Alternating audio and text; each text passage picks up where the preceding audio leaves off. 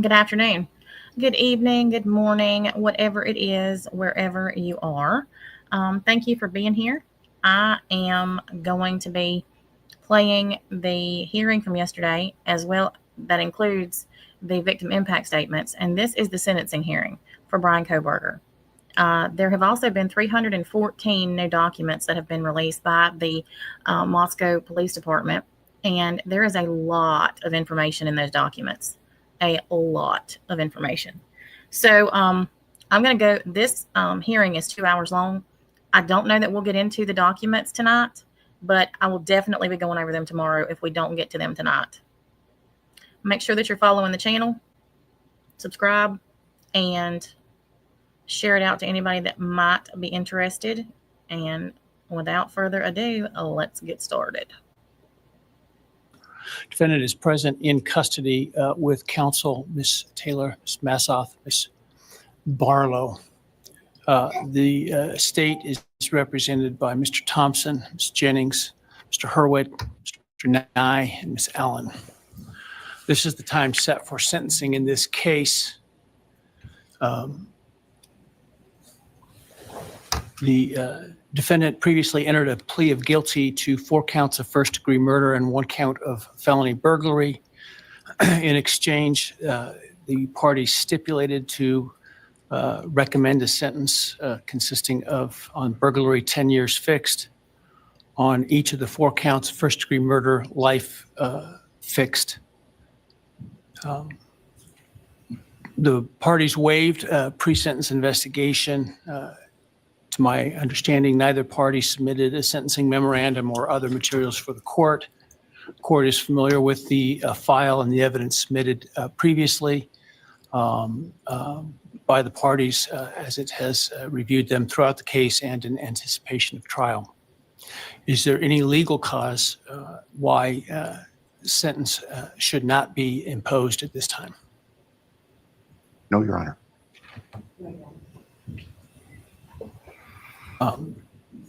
Does the state, before impact statements and arguments, wish to present evidence today?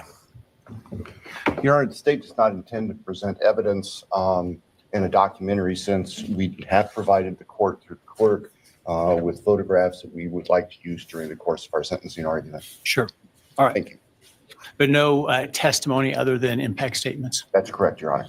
All right. So with that, let's start with then impact statements. Ms. Jennings will be introducing and my understanding, just so I'm clear, I indicated through the trial court administrator that we need to see if any of the victims wish to have the camera not running and audio only. And my understanding is all of them indicated they are fine with the video. Is that correct? Yes, Your Honor, that's correct. All right, very well. Go ahead, Ms. Jennings.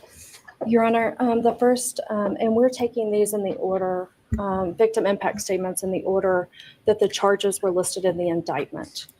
The first charge being burglary. So we will have Bethany Funke's statement, and she has asked that her friend Emily Allant read that statement. All right, any objection to that? No objection. All right, very well.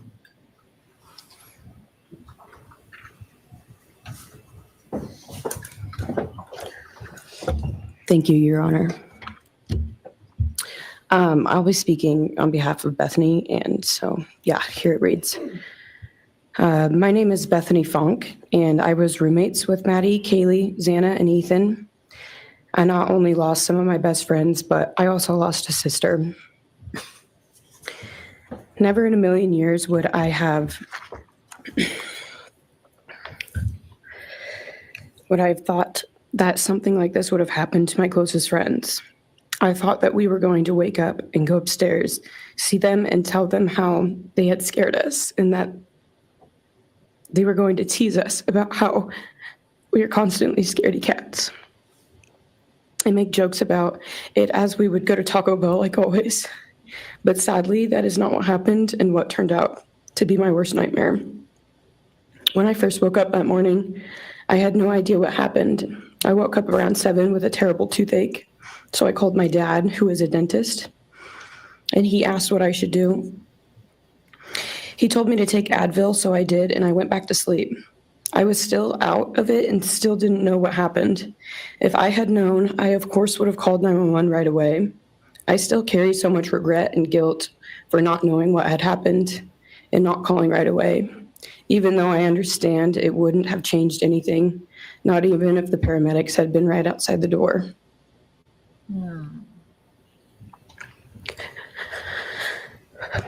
I was so frantic that morning and scared to death, not knowing what had happened. And when I made the 911 call, I couldn't even get out the words. And from then on, I don't remember a thing. It was like my brain wiped that whole memory. That was the worst day of my life. And I know it always will be.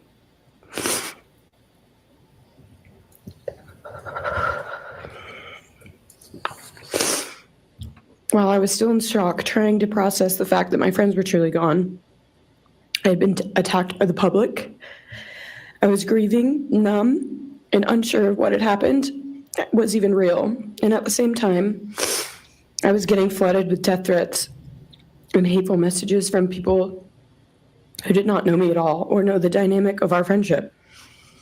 Social media made it so much worse, and strangers made up stories to entertain themselves.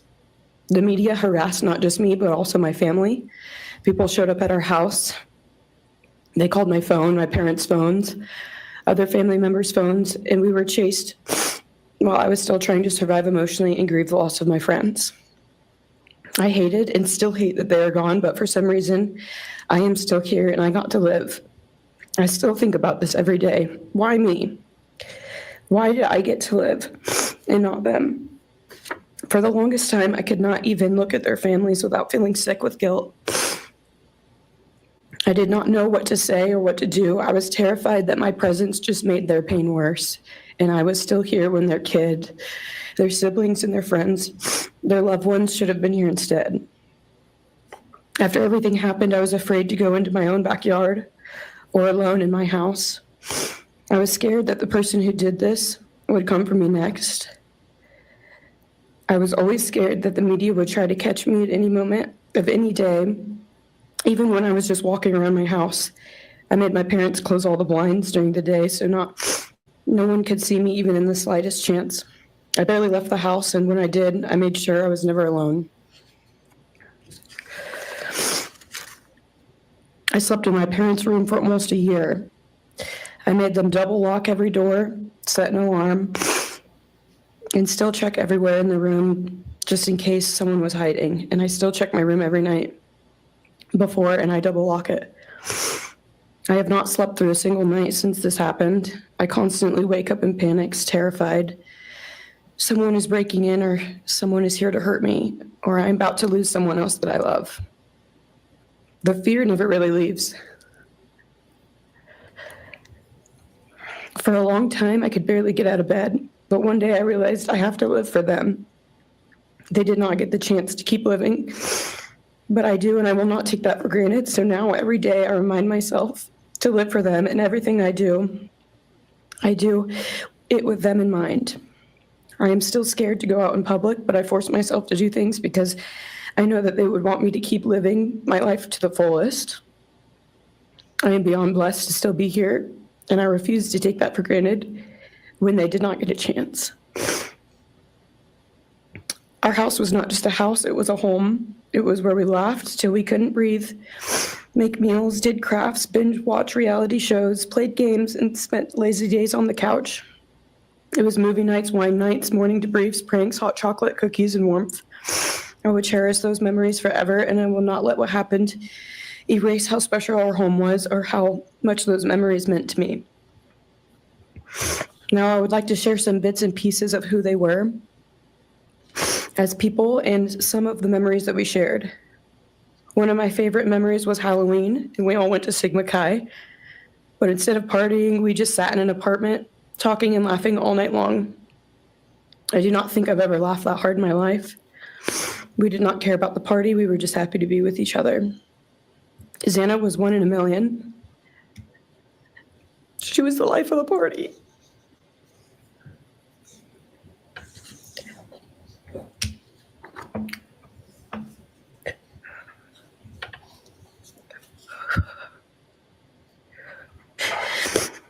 But she was also the kindest and funniest person I knew. Everyone loved her because she made everyone feel so loved. She was just someone you always wanted to be around, no matter the circumstance. One of my favorite days with Xana was when she laid on the couch, when we laid on the couch together all day watching movies and snacking. Or when she, Maddie, and I would go and get margaritas, chips, and salsa. She would also light up a room with her presence alone. Kaylee had the most beautiful, radiant smile. And she was so kind, but also one of the funniest people I've ever known. She loved playing little pranks. And she always had us laughing so hard that we could not breathe. She was so full of energy and life. I really believe that she could have ruled the world if she wanted to, and she would have been America's sweetheart. Ethan was the sweetest, most genuine guy. He was always smiling and always making other people smile too. Ethan was the kind of person you wanted around. He was so kind and easy to talk to and just so fun. And the way he cared for Xana was truly something to admire. And really was proof that storybook love and true romances really do exist. It was not only obvious to me, but everyone that was around Ethan and Xana that they were absolute soulmates. Maddie was not only one of my best friends, but she was the older sister I would have always wanted. There was no one I looked up to or admired more than Maddie. She was truly a ray of sunshine, and everyone was drawn to her. She was so kind, loving, funny, fun, and passionate. She had the sweetest soul and wanted nothing but the best for everyone and to love and show love to everyone. She took me under her wing and always made me feel so safe and included, and above all, loved and valued. She never failed to make me laugh or put a smile on my face. Still to this day, I am beyond grateful that she chose me to be her sorority little, and I thank God every day that I not only got to know her, but had her as one of my best friends. Honestly, I cannot pinpoint one favorite memory with Maddie because I have so many, and this would be a very long read if I did. But if some little memories with her that I cherish is when the two of us made a nice dinner and split some wine, or when we would binge watch Jersey Shore or Summer House. When we came up with a whole dance routine on Halloween and danced and sang all night, like no one was watching. All the late night walks home from going out, and just little shopping trips and so much more. I am beyond blessed that I had the chance to know each and every one of them. They changed my life in ways I would have never put into words. I hope that they are remembered for who they are, not what happened to them, because who they are were so beautiful, and they deserve to be remembered in the highest way. My heart breaks every time I go to text one of them or how badly I wish I could see and hang out with them.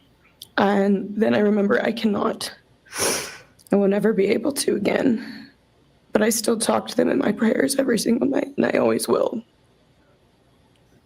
I wish more than anything I could hug them one last time.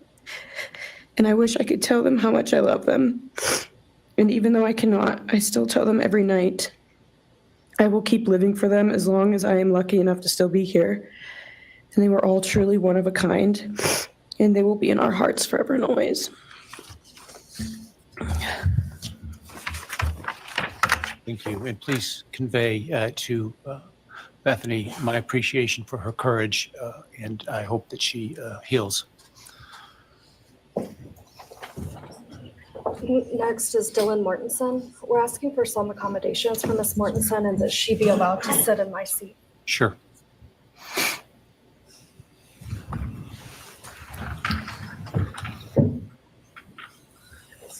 That's interesting.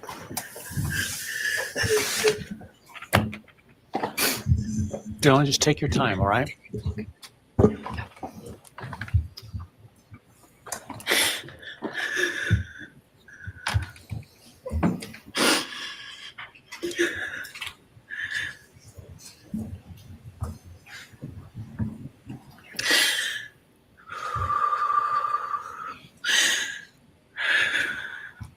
This is a bit much. Sorry.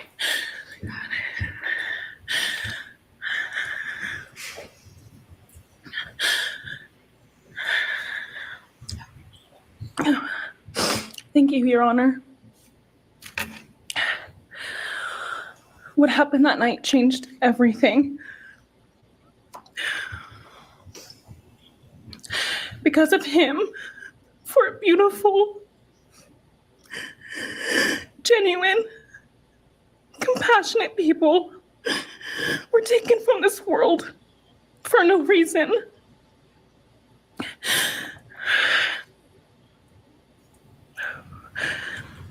He didn't just take their lives. He took the light they carried it into every room. He took away how they made everyone feel safe, loved, and full of joy. Saved. He took away the ability for me to tell them that I love them and that I'm so proud of them. He took away who they were becoming and the futures they were going to have. He took away birthdays, graduations, celebrations, and all the memories that we were supposed to make. All of it is gone. And all the people who loved them are just left to carry that weight forever. I know why, Mama. He didn't just take them from the world. He took them from me, my friends, my people who felt like my home, the people I looked up to and adored more than anyone. He took away my ability to trust the world around me. What he did shattered me in places I didn't know could break. I was barely 19 when he did this. We had just celebrated my birthday at the end of September. I should have been figuring out who I was. I should have been having the college experience and starting to establish my future. Instead, I was forced to learn how to survive the unimaginable. I couldn't be alone. I had to sleep in my mom's bed because I was too terrified to close my eyes. Terrified that if I blinked, someone might be there. I made escape plans everywhere I went. If something happens, how do I get out? What can I use to defend myself? Who can help? And then there are the panic attacks. The kind that slam into me like a tsunami out of nowhere. I can't breathe. I can't think. I can't stop shaking.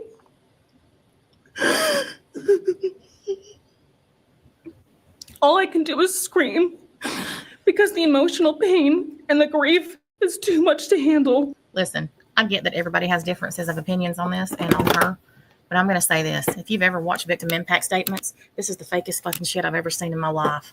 And it infuriates me because the only thing I've heard since she started this is me. What she's lost, what she didn't get to do, how it affected her. And I get that it's a victim impact statement, but there's 4 of your friends who lost their life. They're not here anymore. You are. And you've been out there partying your ass off since right after this happened. You also said you saw your friend face down, but she was face up. So did she flip herself over or did her deceased boyfriend do it? There's been so many things since yesterday that I've read in these documents that make me even more suspicious towards this girl. I am even more angry now than I was before.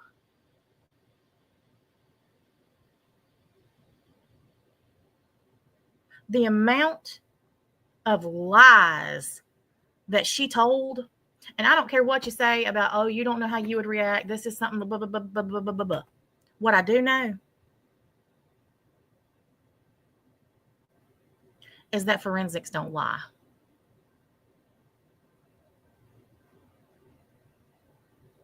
And they didn't go through anything, Kiki. They didn't go through anything. He didn't approach them. They weren't even, what did they, seriously?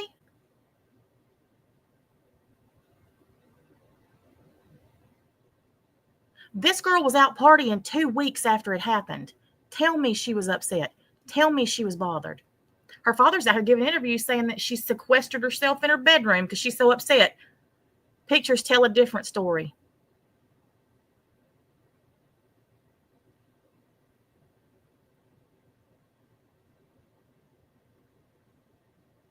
She literally says she saw her friend laying face down in the floor and continued on downstairs to Bethany's room to go to sleep. But in the new documents that were released yesterday, it plainly says that Xana was face up.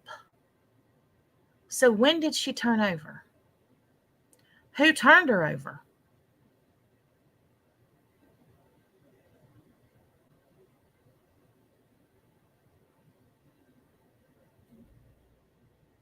And I agree with you, Wyo Mama. Nothing about her story adds up. And I get that people have had similar experiences, and I get that they're empathetic and sympathetic to her. But I will say this, just like I say with Gypsy's case and every other case. You can't believe this girl because of your past experiences. It's projection. It's just like with Gypsy. If you've gone through a traumatic experience that in any way, shape, or form resembles what somebody else has gone through, you are empathetic towards them. But look at the evidence. Look at how many lies she's told. Repeatedly, over and over.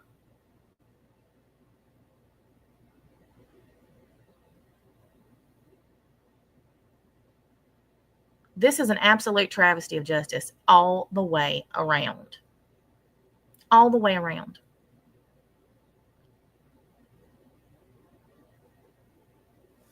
I don't know, Gentleman Jack. I've been watching that too.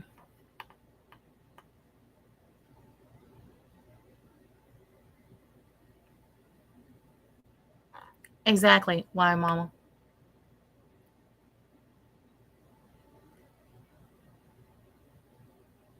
It just doesn't add up.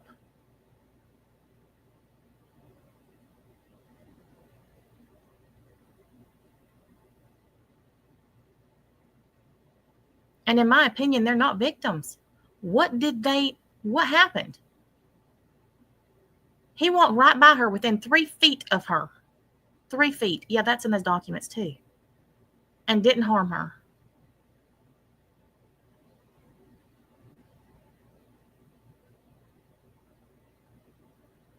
But the 4 others, 2 on her floor and 2 upstairs, were literally slaughtered.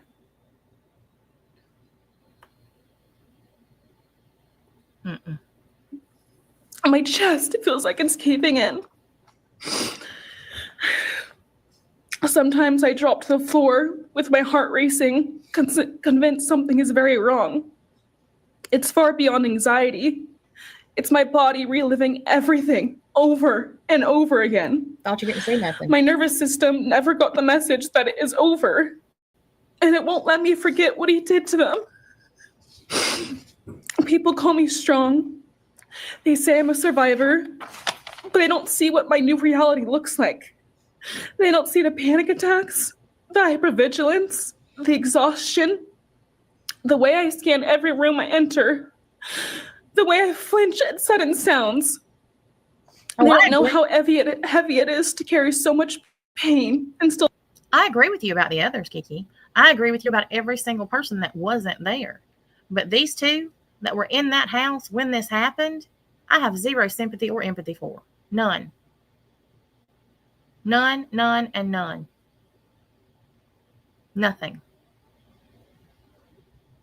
I'll be expected to keep going, and that's because of him.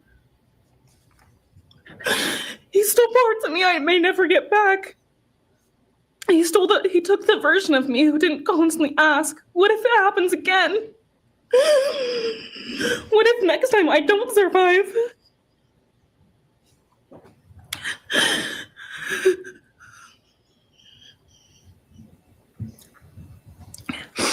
sure their families are loving to hear this. He may have shattered They're parts dead. of me, but I'm still putting myself back together.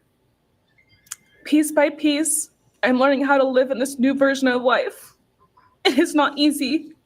It hurts, but I'm still trying. Still trying, and I'm not trying just for me. I'm trying for them, my friends. About a year ago, I had a dream about them.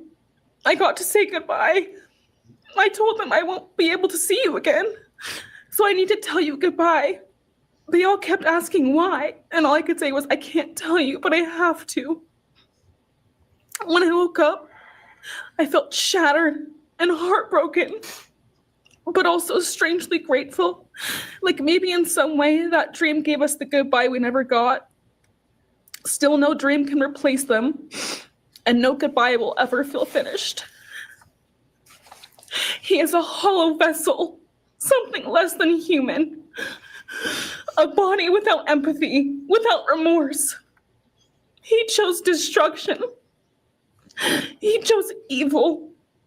He feels nothing. He tried to take everything from me. My friends, my safety, my identity, my future.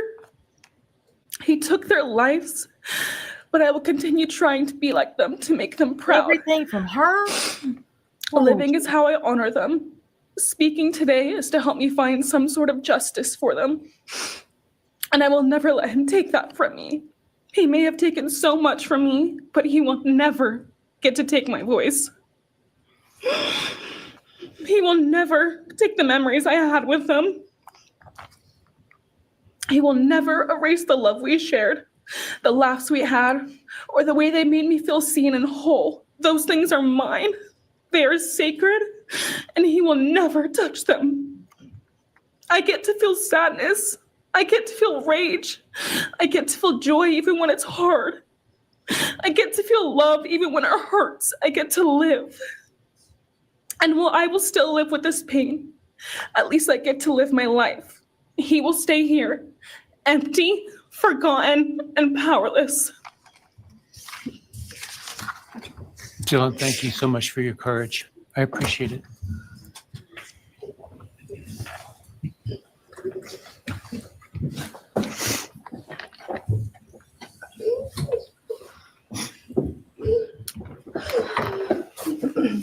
Next, we have members from the Madison Mogan family. First would be Scott Laramie, Madison Mogan's stepfather.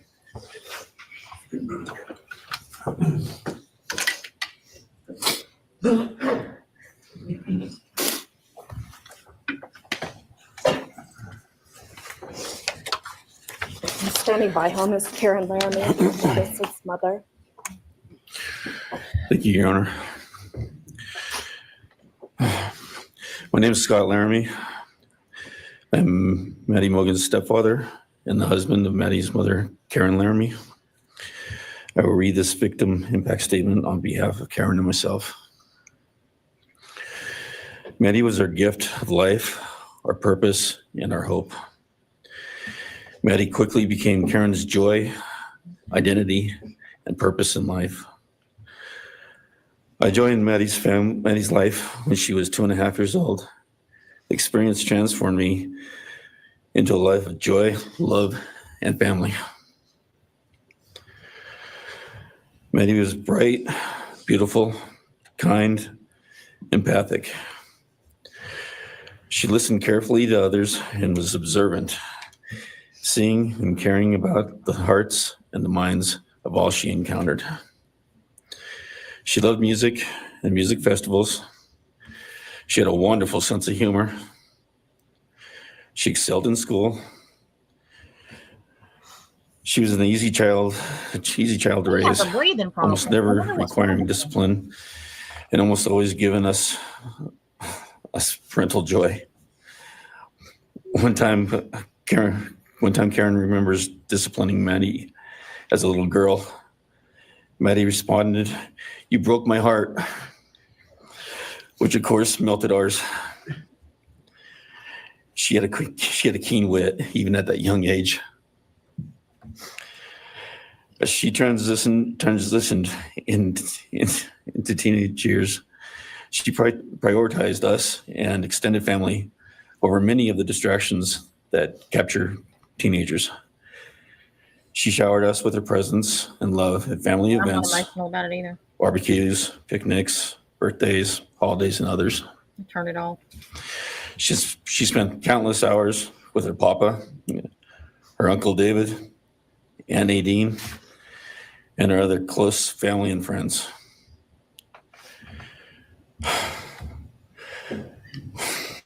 This world was a better place with her in it. As she reached adulthood, Maddie applied her studies to be a marketing professional, entering into an internship at Payne West, and started planning her professional future. As with all things, she involved Karen and myself in the joy of her journey. As she transitioned into womanhood, Karen and I continued to be astounded at this wonderful and accomplished person we had created. All parents dream of their children accomplishing more than them. We realized this dream, all we had not become, she was becoming. Karen and I are ordinary people, but we lived extraordinary lives because we had Maddie.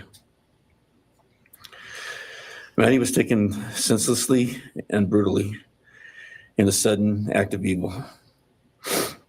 She was taken along with the young, promising, and bright lives of Kaylee, Xana, and Ethan. First, we felt disbelief. Next, we felt disorientation. Then we felt grief overcome us. Our grief is compounded even more for the Gonzalez, Kernodal, and Chapin families. We speak of hope and healing, and we do have hope and some healing. But the vast emotional wound will never fully heal. Since Maddie's loss, there's emptiness in our hearts, home, and family, an endless void. After losing her mother in a car crash, Karen took years to grieve and recover. The feeling that her life with Maddie and A was perfect helped her to start to heal. Now, this is no longer perfect. After Maddie's loss, Karen felt like she was spinning out, emotionally collapsing into anxiety and depression. She sometimes asks, how am I supposed to go on when I've lost my favorite person in the world? I felt the same, and we continue to struggle. The loss of Maddie has impacted so many beyond our family. Her second family is her sorority sisters who grieve alongside us. She has so many close friends who suffer from her loss. We will continue to be. Her loss will continue to be felt by the Vandal community, including Vandal Solutions on campus, where she volunteered her time for others.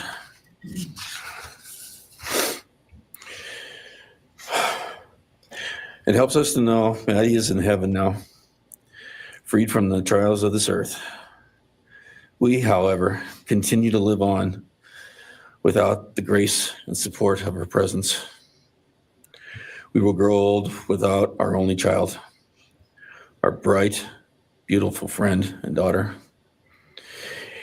In the end, there are no words that can accurately capture the devastation of losing Maddie. We will endure, and we will go on. For Maddie, we will not let our grief consume us. For Maddie, we will continue to love and care for our family and friends, including the families of Kaylee, Xana, and Ethan. We will remain united with them We can only hope that others out there suffering similar losses can look to us and see that we can overcome hatred, darkness, and evil. We know the law allows us to comment on the defendant and the sentence. As for a sentence, we support the plea agreement. Society needs to be protected against this evil. As for the defendant, we will not waste the words, nor will we fall into hatred and bitterness. Evil has many faces, and we now know this, but evil does not deserve our time and attention. We are done being victims. We are taking back our lives. We will turn our time, talents, and attention to hope, healing, and helping others, and to the future. We invite all those who have suffered with us on this to join us in our journey. We can make this world a better place. We can move on from tragedy. Adversity will visit us, evil will visit us, but we will overcome. We can and will endure. Karen and I express our gratitude to Your Honor and to the prosecution team for allowing us the opportunity to make this statement. Thank you. Thank you so much for your courage, and I am so sorry for your loss. God bless Your you. Honor.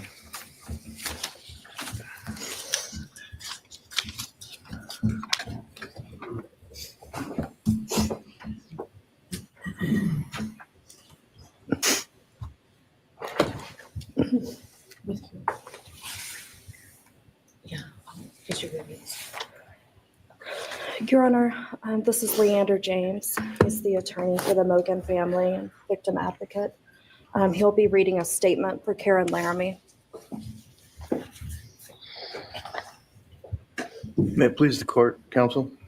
My name is Leander James. I am the pro bono counsel for Karen and Scott Laramie.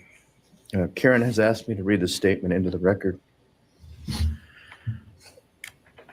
I thank my husband, Scott, for his statement, his courage, and his unending love and support during this dark time.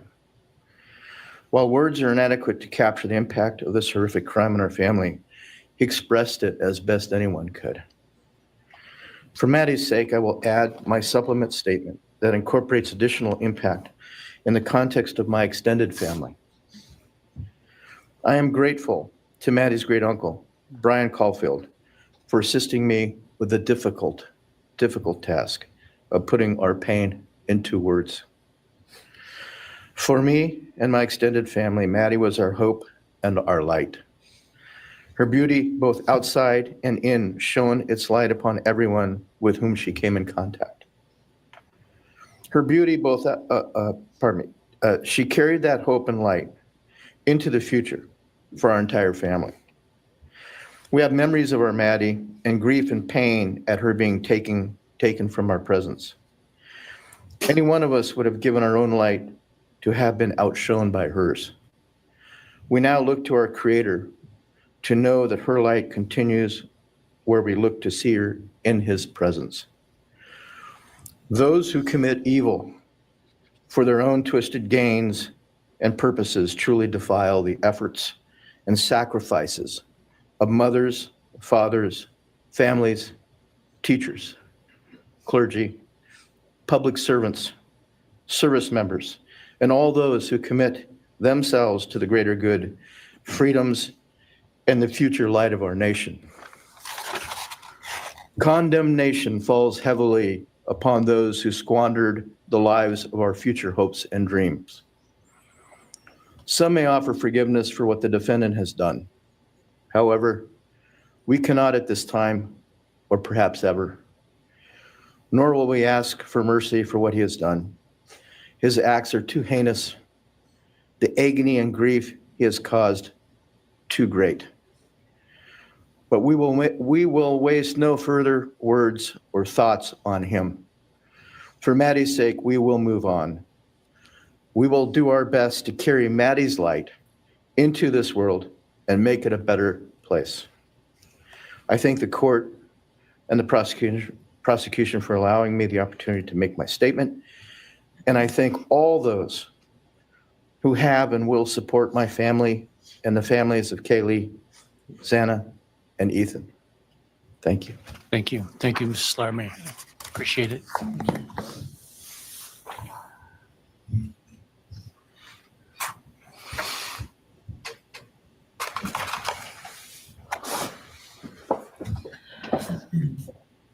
Next is Ben Mogan, the father of Maddie Mogan. Yes, of course. Actually, Your Honor, it'll be Kim Cheeley, the grandmother of Maddie Mogan.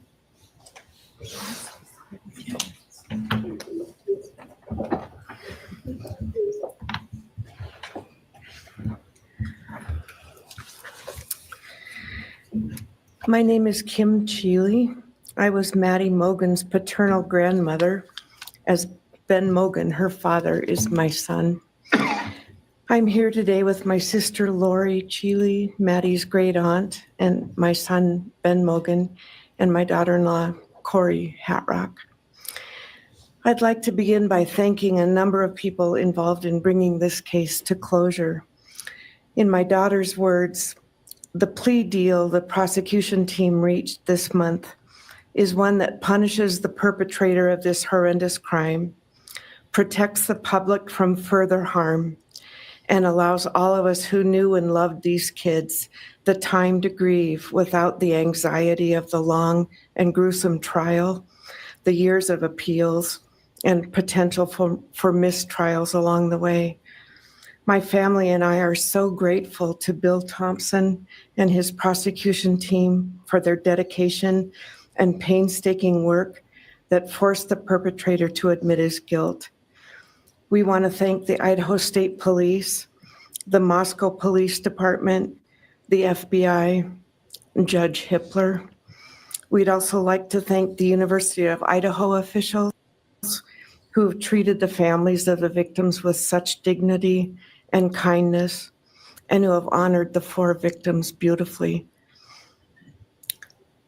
Maddie was my first grandchild, so when she was born, all her grandparents had the distinct pleasure of deciding what we'd like to be called.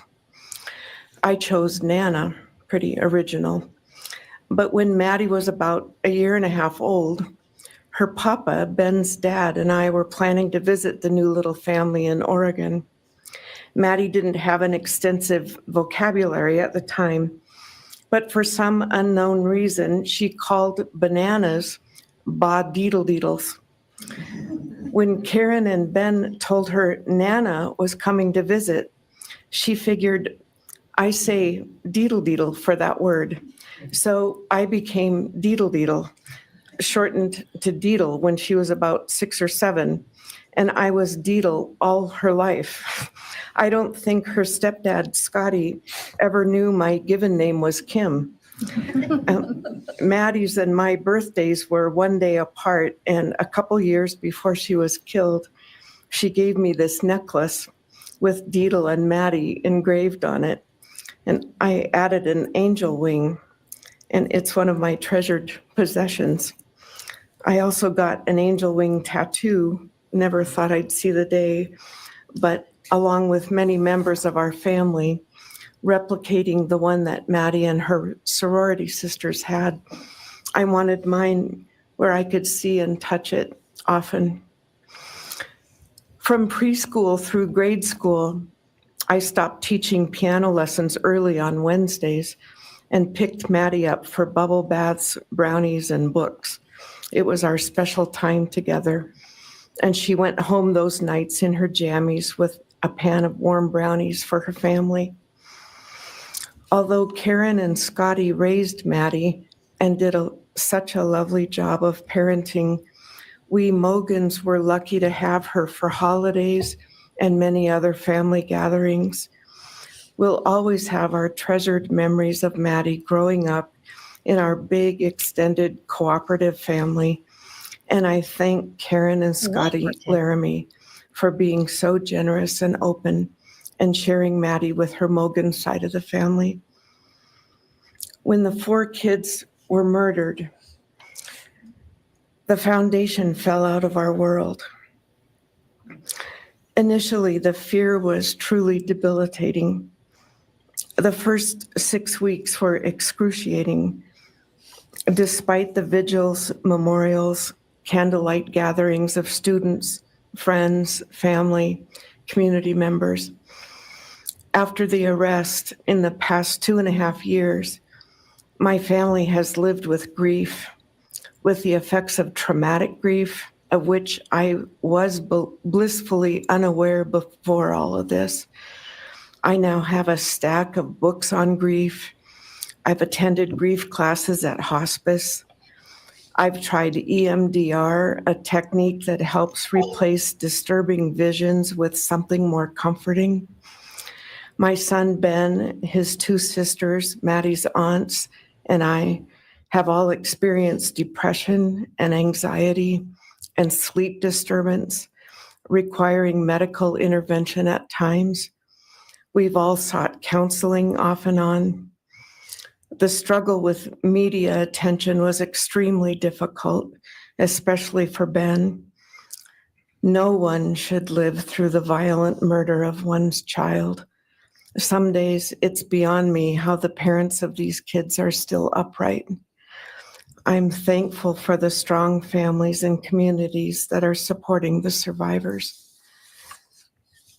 At the time, I could think of only 2 blessings surrounding the horrific murders. One was that Ben was living with my partner Tom and me at the time, and that we could support each other emotionally through it all.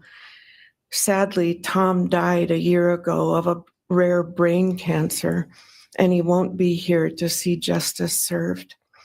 He was our family's rock, and we all miss him every day.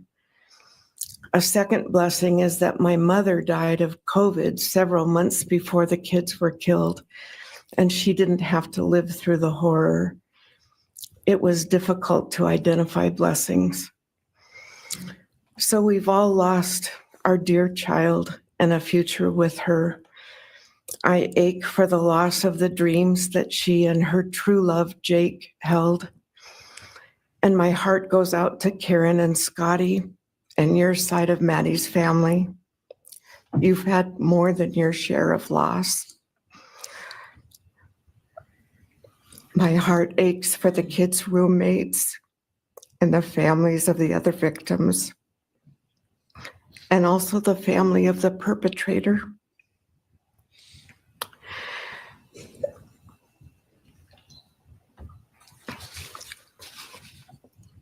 Going forward, we Mogans are choosing to put our energy and focus into honoring Maddie's too short life and sweet spirit by celebrating Maddie May Day, which my 2 daughters established. On May 25th each year, Maddie's birthday, we encourage folks to do random acts of kindness in Maddie's name.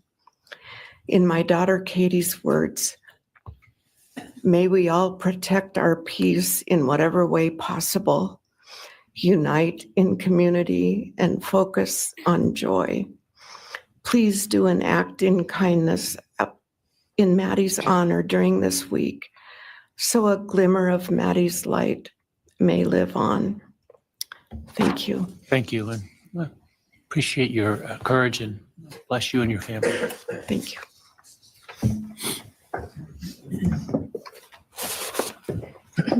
Now it's Ben Mogan, Maddie Mogan's father.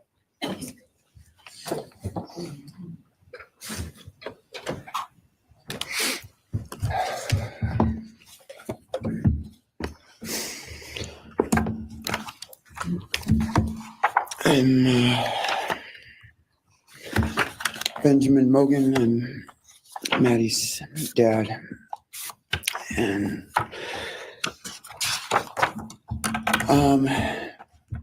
first, I just want to say thanks to all the people that helped bring this all to to a close. I know it's not the resolution that everyone,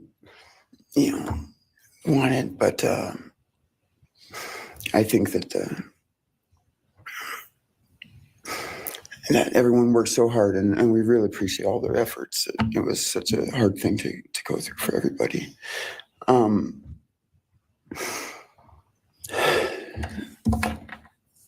Maddie was my only child that I ever had. She's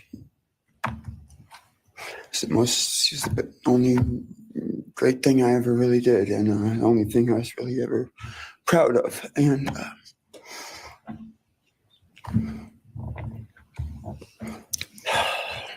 I thought we would have the rest of our lives together to be together and know each other, and I took for granted the times she was in college, and I thought, oh well, we'll have the rest of our lives to just do all the stuff that we're supposed to do, and she was just about done. She actually earned all of her credits for college degree, and Karen and Scotty and I got to go and get her diploma that she actually earned, and she served every bit of that. And but I thought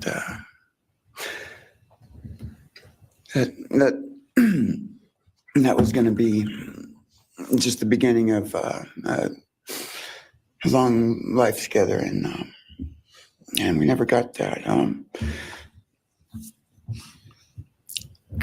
Karen and Scotty did such a great job raising her after Karen and I split up, and I'm so thankful for Scotty and the role that he played in her life when I wasn't able to. But we got to spend a lot of great times together, Maddie and I. She was my favorite person to go to a concert with. We got to see some fun shows together, and I told her, if there's ever a show that you want to go to, you let me know, and I'll get you tickets for you and your friend, or if we want to go together, we'll make it happen. And my favorite memory with her was when the Mac Miller show sold out here in Spokane, and everyone wanted tickets, no one could get them, and on the last day before the show, they did a radio thing, and I got 4 meet and greet tickets for Maddie and her friends and me to go and see the show, and that was her favorite artist at the time, was Mac Miller, and he's gone now too. And my little cousin Zach drove us all there that night, and he's gone too, tragically. And anyway, the last thing that she ever wrote to me was this Father's Day card, and I'm so glad I still have it. I'm just going to read what she said. It says, "Happy Father's Day. I hope you have the best day. I can't wait till we can hang out again soon. I'll be in Coeur d'Alene, 624 to 74. Hopefully we can find a time then. I love your birthday card that you sent me, by the way. Maybe we can see a concert sometime soon. I'd love to see the gorge when it's not so smoky out. I hope you're doing well. I'm proud of how far you've come. Thank you for always encouraging me to do my best. Love you lots and lots. Love, Maddie May." She did encourage me to not just to do my best, but to live on. I went through a lot of issues with addiction and with substance abuse, and when I wasn't wanting to live anymore, she was what would keep me from just not caring anymore, and knowing that she was out there and that she was just such a beautiful person kept me alive a lot of rough moments. And I'm so glad that she was able to meet Jake. He was the only one that actually ever got to take her to the gorge. They went and saw Watershed together, and yeah, they had a heck of a time. I'm just glad she got to. That's a really special place for me, and she always wanted to work out there with me in the summer sometime. She never got to, but at least she got to see it once with Jake. He was such a great guy. He is such a great guy. And I really wanted to see what a future with them would have looked like. I'll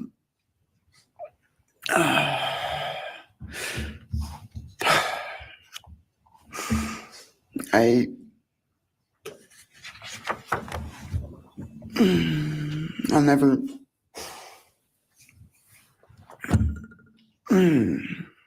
be able to replace her. I wrote a bunch of stuff. I just don't know what to say right now. I just miss her so much, and I just love her more than anything. And this shouldn't have happened. And a death sentence is one thing. You know when it's going to happen, and it's going to be all gentle and stuff. But life without parole, with a building full of people that all just want you to not be around anymore, and winking at every morning, not knowing if that's the day they're going to pull your card. I mean, it's not a very nice sentence either. So, I don't know. I just love you, Maddie, and I wish you were still here. Thank you so much.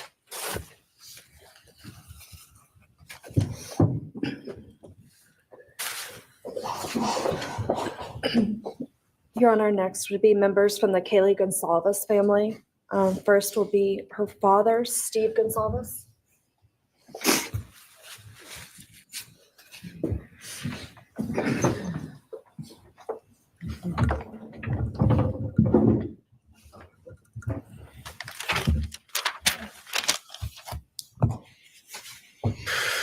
Today, we are here to finish what you started. Today, you've lost control. Today, we are here to prove to the world that you picked the wrong families. The wrong state, the wrong police officers, the wrong community. You tried to break our community apart. You tried to plant fear. You tried to divide us. You failed. Instead, your actions have united everyone in their disgust for you. I just learned from these lead investigators, to their shock, they worked in an investigation and actually worked with Pennsylvania police officers and the federal FBI. You united everyone. Everyone was united after you. None of us are divided. We are united in our disgust and our love for these children. Today, you have no name. Because when this all started, we all came together and we said, let's stop even talking about his name and just use initials. So even the media just calls you BK. That's all you are. Looking back when the police officers knocked on my door, told me what happened to my child, told me what happened to Maddie Mae, I don't think he was even out of the driveway before my kids turned around, looked at me and said, what do we do, Dad? I told them, you get to work. You get your ass to work. And we started calling, we started texting, we started emailing. And you know what? Within hours, we had your white car on the camera. We knew from the very beginning we had you. Police officers tell us within minutes, they had your DNA, like a calling card. You were that careless, that foolish, that stupid. Master degree, you're a joke, complete joke. But we took this disaster and we did what we could. We put everything online. We took our kids, we took our images, we took everything that they did, their videos, their photos, the girls' pranks, Ethan singing. We put it out there, we shared it with the world. And the world united. And all they ended up, when they talked about this case, is they talked about Kaylee Jade, Maddie Mae, Xana, and Ethan. Everything what these people meant to us, a father, a mother, a brother, a sister, we shared that with our community. Then we shared it with our state. We shared it with the country, and eventually we shared it with the world. The world's watching because of the kids, not because of you. Nobody cares about you. You're not worth the time, the effort to be remembered. In time, you will be nothing but two initials forgotten to the wind. No visitors, nothing more than initials on an otherwise unmarked tombstone. From this moment, we've all started. From this moment, we will forget you. We want to all leave in closing. One last thing. You picked the wrong family, and we're laughing at you on your trip to the pen. That will be today or tomorrow. I'll close with God bless all the men and women that worked on this case and all the hard work that you guys did. You guys allowed us to grieve and allowed us to get through this. The amount of work that you guys put together and the way that you guys put it together was beautiful. There was hard times to be expected, but thank you all. God bless. Thank you.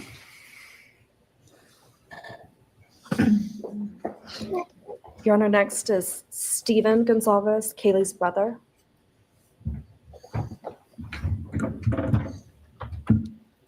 Stephen's actually gonna pass. I'm gonna go. Okay.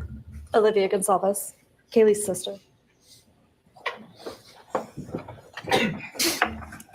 Hello, I'd like to start by thanking the court for allowing me the time and opportunity to speak today. My name is Olivia, and I'm the big sister of Kaylee Gonzalez, and I was blessed to love Madison Mogan as a sister too. I'm not here today to speak in grief. I'm here to speak in truth. Because the truth is, my sister Kaylee and her best friend Maddie were not yours to take. They were not yours to study, to stalk, or to silence. They were two pieces of a whole, the perfect yin and yang. They are everything that you could never be. Loved, accepted, vibrant, accomplished, brave, and powerful. Because the truth about Kaylee and Maddie is they would have been kind to you. If you had approached them in their everyday lives, they would have given you directions, thanked you for the compliment, or awkwardly giggled to make your own words less uncomfortable for you. In a world that rejected you, they would have shown mercy. Because the truth is, I'm angry. Every day I'm angry. I'm left shouting at the inside of my own head everything I wish I could say to you. The truth about me is when I heard the news, I didn't cry. I listened for them. I promised them I would, that I would fight for them, that I would show up no matter what it cost me. I swore I'd never let them feel alone. Because you see, I've always been their heavyweight. I've always been the one to fight the battles they didn't feel ready to fight themselves. All it ever took was a call, and they knew I would handle it for them, no matter the time, no matter the cost. They could wave their white flag because they knew I would never back down, not for them. And not even death could change that. Somewhere along the line, I started to think about what I would say to them if I was given just one last chance. If I could gather enough heartbreak or love or sacrifice or whatever it took to get just one message across, what would I say? Throughout this entire process, I've written my feelings down at every moment, my wishes, my love, my denial, my anger. And as one final act of love, I'd planned to read these thoughts, even jarring and discombobulating and not even making sense. Because for me, that was true love. As bare and as naked as it could be, not laced in pretty words or dressed for the occasion, but written through bleary eyes at 2 a.m. with clenched fists, angry at this reality. My true final act of love was to continue on without them, for them.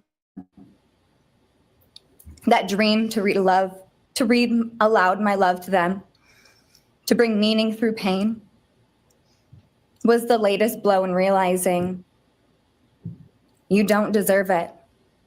And Kaylee and Maddie don't need it. Kaylee and Maddie have always known my love, and they would never ask me to prove it by further victimizing myself to a defendant who has shown no guilt, no remorse, no apprehension. They would say to me, "Why would you give the satisfaction of showing vulnerability now? You promised you would never back down." And for that clarity, I'm thankful. I won't stand here and give you what you want. I won't offer you tears. I won't offer you trembling. Disappointments like you thrive on pain, on fear, and on the illusion of power. And I won't feed your beast. Instead, I will call you what you are: sociopath, psychopath, murderer. I will ask the questions that reverberate violently in my own head, so loudly that I can't think straight most any day. Some of these might be familiar, so sit up straight when I talk to you. How was your life right before you murdered my sisters? Did you prepare for the crime before leaving your apartment? Please detail what you were thinking and feeling at this time. Why did you choose my sisters? Before making your move, did you approach my sisters? Detail what you were thinking and feeling. Before leaving their home, is there anything else you did? How does it feel to know the only thing you failed more miserably at than being a murderer is trying to be a rapper? Did you recently start shaving or manually pulling out your eyebrows? Why November 13th? Did you truly think your Amazon purchase was untraceable because you used a gift card? How do you find it enjoyable to stargaze with such a severe case of visual snow? Where is the murder weapon? The clothes you wore that night? What did you bring into the house with you? What was the second weapon you used on Kaylee? What were Kaylee's last words? Please describe in detail the level of anxiety you must have felt when you heard the Bearcat pull up to your family home on December 30th, 2022. Which do you regret more? Returning to the crime scene 5 hours later, or never, ever going back to Moscow, not even once, after stalking them there for months? If you were really smart, do you think you'd be here right now? What's it like needing this much attention just to feel real? You're terrified of being ordinary, aren't you? Do you feel anything at all? Or are you exactly what you always feared? Nothing. If you're so powerful, then why are you still hiding, defendant? You see, I'm here today as me. But who are you? Let's try to take off your mask and see. You didn't create devastation. You revealed it in yourself. And that darkness you carry, that emptiness, you'll sit with it long after this is over. That is your sentence. And it was written on the wall long before you ever pled guilty. You didn't win. You just exposed yourself as the coward you are. You're a delusional, pathetic, hypochondriac loser who thought you were so much smarter than everybody else. constantly scolding, turning your nose up to grammar mistakes, nitpicking and criticizing others. You wanted so badly to be different, to be special, to be better, to be deep, to be mysterious. You found yourself thinking you were better than everyone else, and you thought you could figure out the human psyche and see through it, all while tweaked out on heroin. Lurking in the shadows made you feel powerful because no one ever paid you any attention in the light. You thought you were exceptional, all because of a grade on a paper. You thought you were elite because your online IQ test from 2010 told you so. All of that effort just to seem important. It's desperate. There is a name for your condition, though. Your inflated ego just didn't allow you to see it. Wannabe. You act like no one could ever understand your mind, but the truth is you're basic. You're a textbook case of insecurity disguised as control. Your patterns are predictable. Your motives are shallow. You are not profound. You're pathetic. You aren't special or deep, not mysterious or exceptional. Don't ever get it twisted again. No one is scared of you today. No one is intimidated by you. No one is impressed by you. No one thinks that you are important. You orchestrated this like you thought you were God. Now look at you, begging a courtroom for scraps. You spent months preparing, and still all it took was my sister in a sheath. You work so hard to seem dangerous, but real control doesn't have to prove itself. The truth is, the scariest part about you is how painfully average you turned out to be. The truth is, you're as dumb as they come. Stupid, clumsy, slow, sloppy, weak, dirty. Let me be very clear. Don't ever try to convince yourself you mattered just because someone finally said your name out loud. I see through you. You want the truth? Here's the one you'll hate the most. If you hadn't attacked them in their sleep, in the middle of the night, like a pedophile, Kaylee would have kicked your fucking ass. Thank you. Thank you.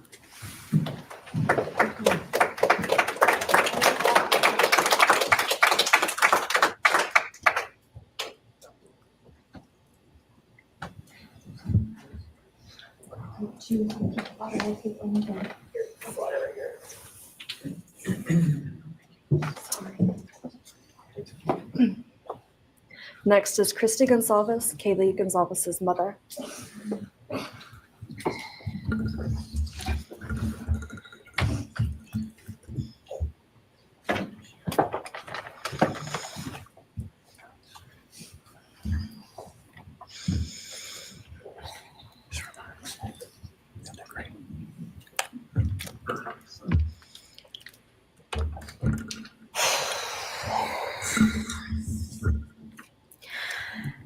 Thank you, Your Honor. I never imagined having to speak to someone so devoid of humanity. For a long time, I didn't think I'd find the words low enough to meet you where you are. But now I realize this isn't about you. It's about what you've done to me, and I need you to hear it. When you murdered my daughter, Kaylee Jade Gonzalez, you didn't just take her life, you shattered others. You attacked what you could never be, and in doing so, you left a trail of devastation far beyond that house. You stole my peace.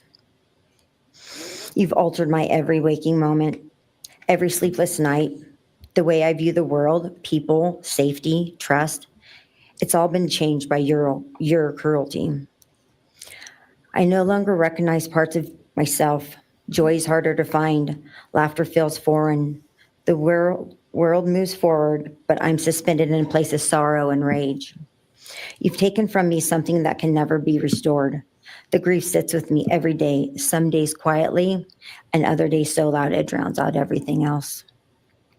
The emotional toll you've inflicted on me is immeasurable. I live with a constant ache, with birthdays that are now memorials, with holidays that feel hollow, with empty chairs that scream louder than words ever could. I am forever changed. But for you, as a person working on a PhD in criminal justice, you really didn't think this one through. You're not that good. In fact, you're not that good at anything. You couldn't secure a job. You couldn't get along with others. You couldn't even get a female to look in your direction. All because you are pathetic. Now you're a joke in this courtroom. I wish I could crown you with a jester hat to complete your orange jumpsuit clown look. A dead killer doesn't kill again. So while I'm disappointed the firing squad won't get to take their shots at you, I'm confident that the men in prison will have their way with you in more ways than one. You will finally get what you wanted, physical touch. Just probably not how you were expecting it. See, you haven't beat the system. You've simply entered a new one, where the rules are cruel and the consequences will never end.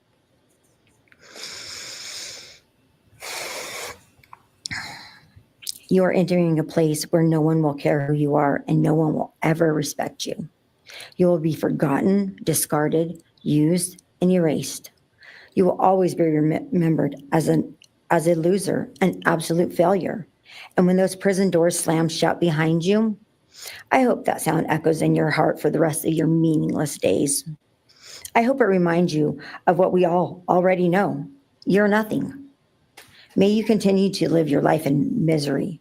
You are officially the property of the state of Idaho, where your fellow inmates are anxiously awaiting your arrival. But it's okay, because they're there to help you. Hell will be waiting. Quick message from our youngest daughter.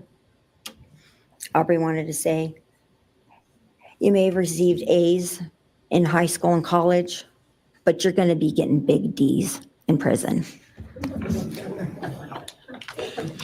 Thank you.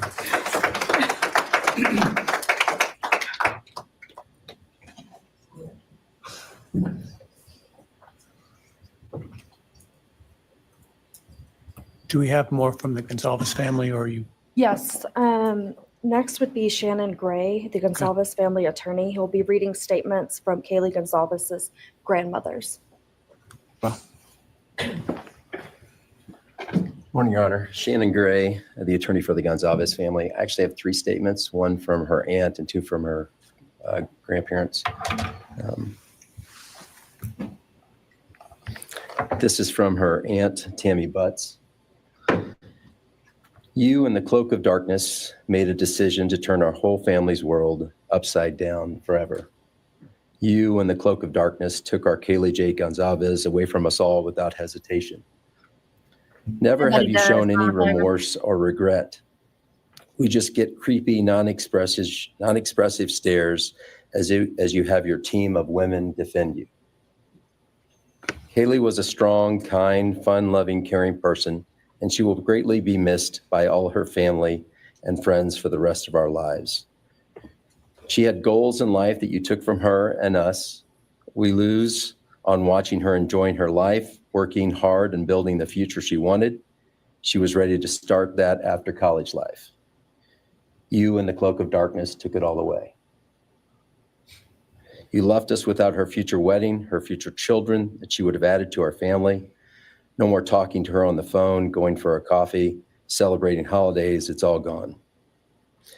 You in the cloak of darkness gave each and every one of Kaylee's family members their own lifetime sentence.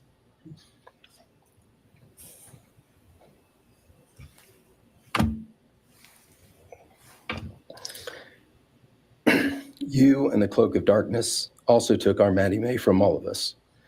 She was so genuine, caring, polite. She was part of our family.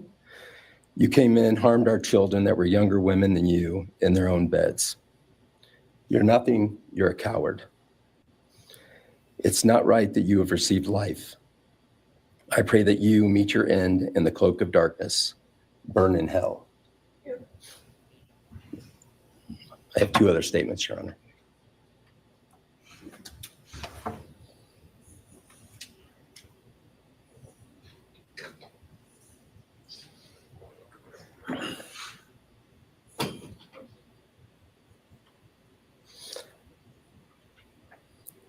This is Linda Lucan's statement. This is Kaylee's grandmother. I really don't know how to address something so inhumane, but I will try. Nothing in the past 2.5 years has made any sense. All I get is you cowardly went into a home at night, filled with what I'm sure you thought was all sleeping girls, and went on a vicious killing spree for no other reason but to appease your demonic urges. You took my granddaughter Kaylee from us, plus 3 other beautiful lives. You took my granddaughter Kaylee, beautiful, sweet-souled, doll-faced Kaylee, who was getting ready to start her amazing life, who had such a bright future, who was loved by so many, who you were so envious of. She had a life you could never have. You are so beyond human. You're definitely a demon from hell. I truly wish your punishment would be the same death you inflicted on our kids. But I think you will meet some new friends in prison who will be there just to help you. Thumbs up.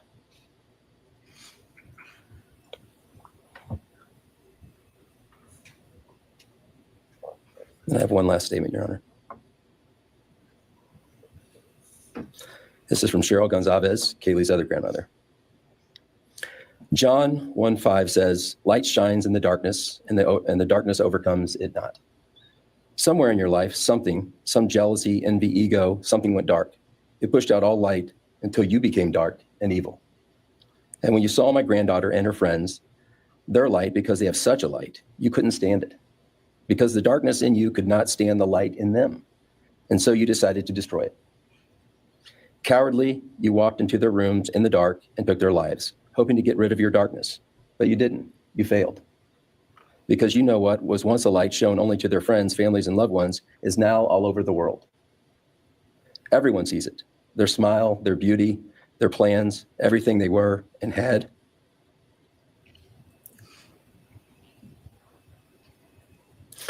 And you think you put a close to it, even that, but you didn't. Because they still exist. They are still light. They are still beautiful.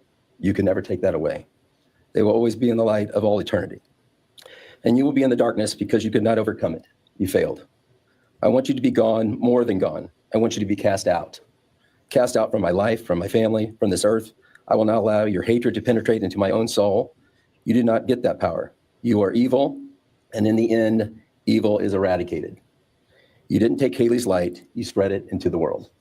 Thank you, Your Honor. Thank you. All right. Are you moving to a different family now? All right, why don't we take a 10-minute recess? All right.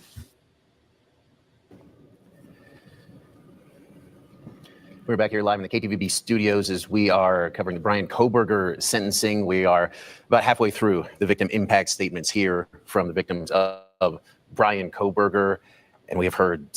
Even though I understand it wouldn't have changed anything, not even if the paramedics had been right outside the door. She went on to say that I believe was Bethany's sister reading that statement on behalf of Bethany Funke. About this earlier in terms of likely not expecting to see anything. These proceedings. Right. As if he's hearing about someone else, these actions that he did not partake in, even though, again, at least Ethan Chapin's parents not there. They're trying to, as best they can, move on. Mm-hmm. And how can you ever fully move on from this? But they're going to do their best to do that. And I believe we just talked about that moment where Ben Mogan, the biological father of Maddie Mogan, had that very emotional statement. I think we can take that right now. Maddie was my only child that I never. They were and still are in God's eyes. On November 13th, 2022, a piece of my heart was ripped away. There's no way to ever through this time. I went back into Xana Kernodal, and first would be Jasmine Kernodal, Xana's sister.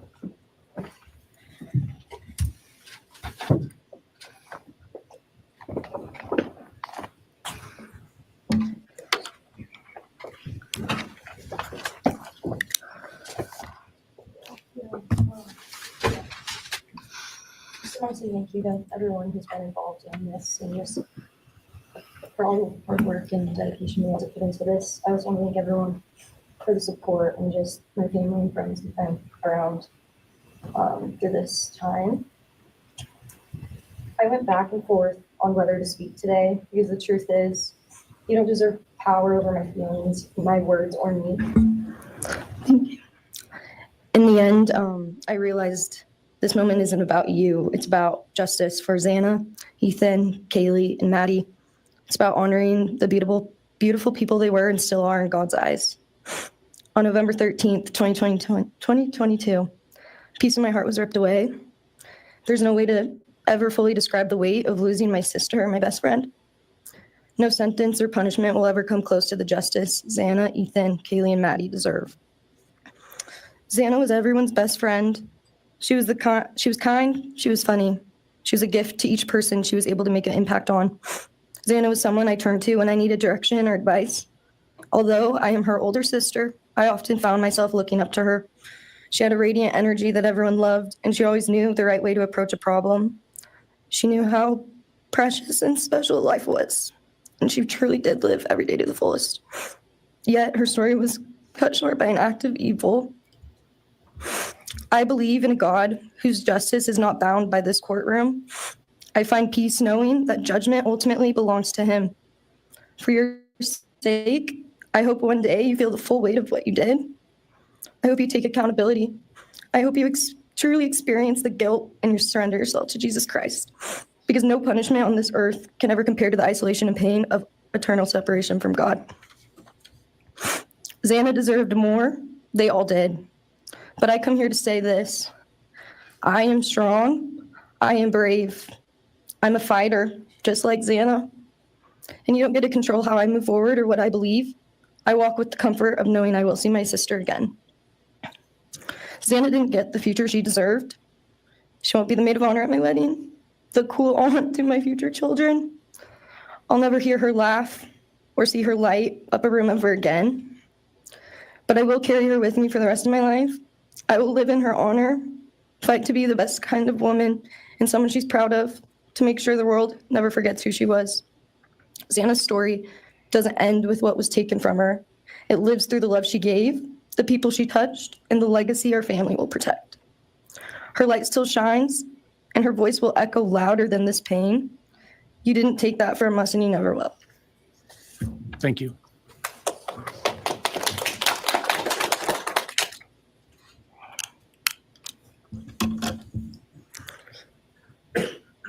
I just want to say, before I start, I'm Xana's dad, Jeff Kernodal.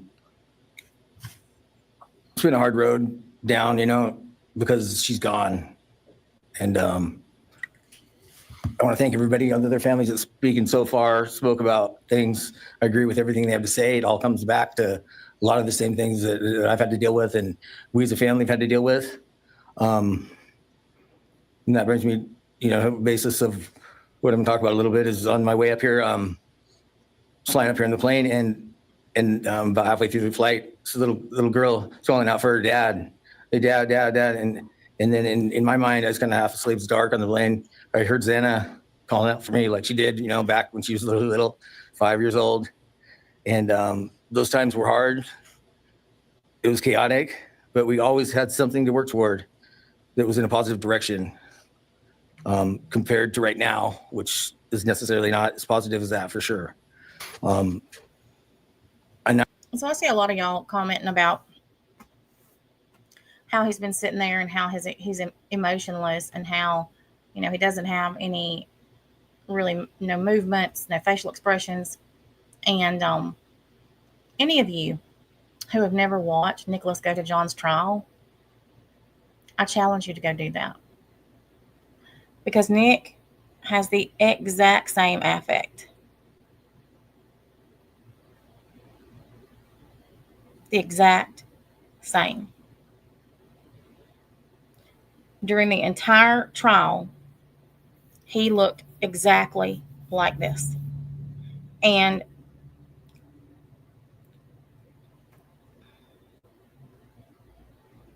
just like with any other case, I realize that people want him to be guilty and they need somebody to blame and they need this and they need that. And I get so frustrated because so many people have said, well, he wouldn't have pled guilty if he was innocent. That is so untrue. So untrue. Do I think something's wrong with him? Absolutely. Absolutely. I think there's something wrong with him. And I absolutely believe that he participated in this. But I will never agree, because it's forensically impossible that this man did all of this by himself.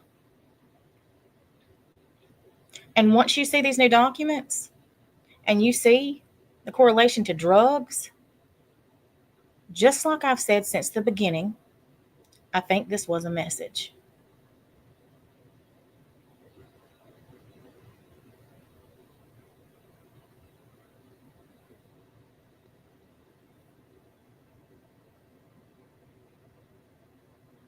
Things that I have said since jump, more than one weapon. We now know it's true.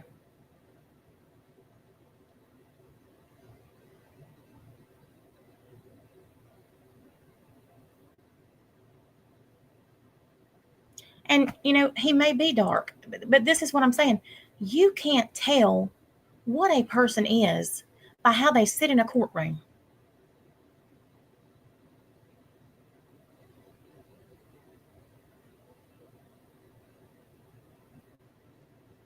And I get it. I get it. Everybody wants him to be creepy, and he might be creepy. You might think he's creepy.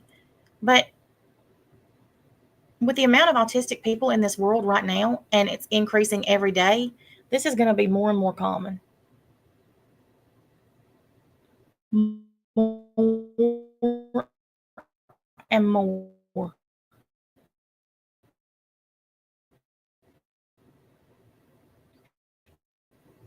And quite frankly, I don't think we're ever going to know.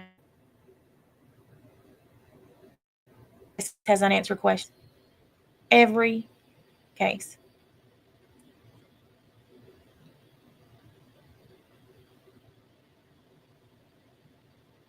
Just in what I've heard today in this courtroom by some of the victim impact statements, there's been so many things that aren't true. That sheath DNA wasn't found immediately.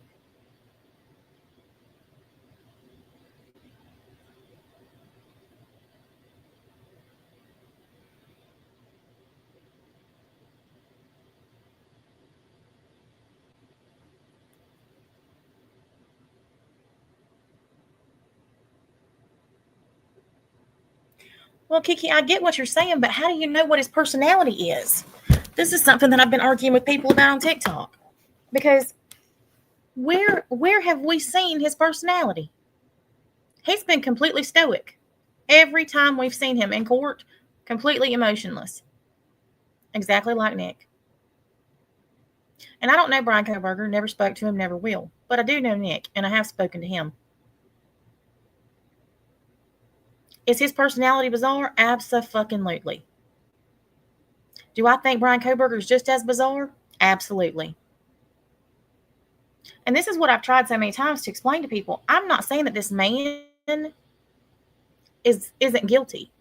Quite the contrary. I do believe he's guilty. I do believe he was there. I do believe he had a role in whatever happened. But I do not believe that he did this himself. Nicholas, go to John. I do not. It is physically and forensically impossible for one man, especially one that looks like him, to unalive 4 people as brutally as these were unalived, and with as many stab wounds as they had, multiple weapons on separate floors, in 16 minutes.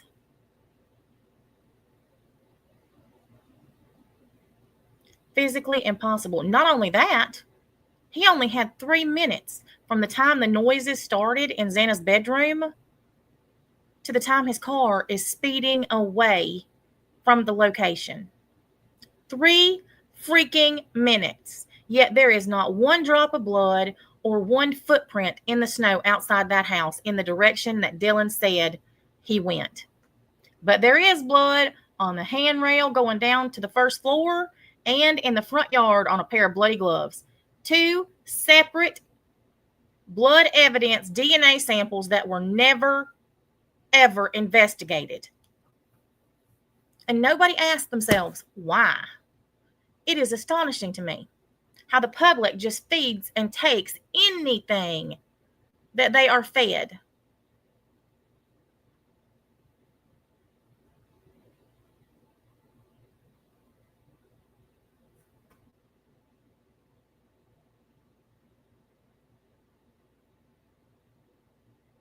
I have said from the absolute beginning, as soon as that probable cause affidavit came out and Xana and Ethan's wounds were described differently, and so were Maddie and Kaylee's, that more than one person did this.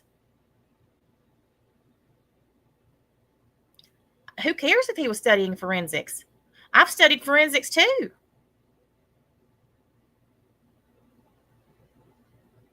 That doesn't mean I'm capable of going and committing a murder like this. And in the overall scheme of things, this crime scene was pristine.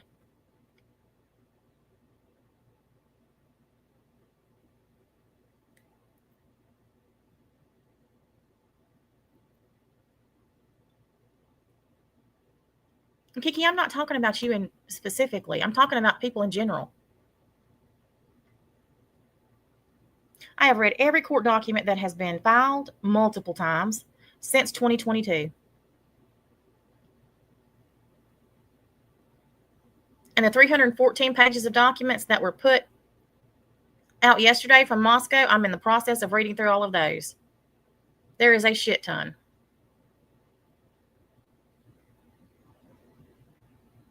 And I'm aware that there were footprints outside, but there are no bloody footprints. So please tell me, when did he have time to clean himself?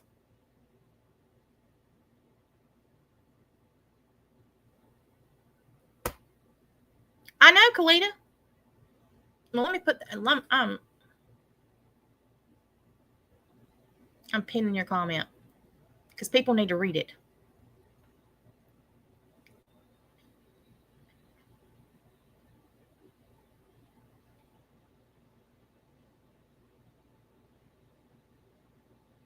Well, and that's what I'm saying. So you've got a set of clean footprints in the snow, going in the opposite direction of where they say his vehicle was parked, and you think that that's evidence that he left the house in that direction?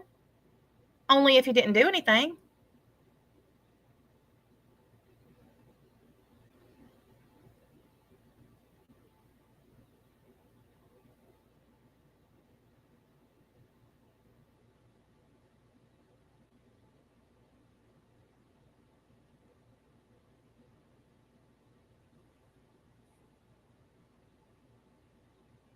And Scott, you're exactly right. Exactly right. And Kaylee fought like a hellcat. They both did. Xana's fingers were almost severed. Literally hanging on by skin. Kaylee's face was unrecognizable from blunt force trauma. 37 stab wounds. Xana's throat, carotid, was punctured. Jennifer, do you know how many people confess to things they don't do? I did. I took a plea deal. From personal experience. Nothing near as serious as this.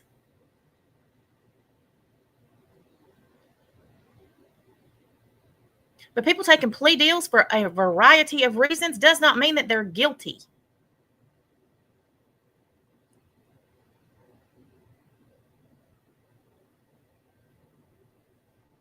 Maybe he didn't want to face a firing squad. Maybe he would rather live for whatever and however rather than have to face the death penalty. Maybe his family's being threatened. Who knows? There's so many different reasons. And everybody says, well, why is he quiet? Why wouldn't he say that there's somebody else? Number one, if there is somebody else involved, and there absolutely is, in my personal opinion, you think about that for a minute. They're out walking free. There are 2 blood evidence samples that tie them to this crime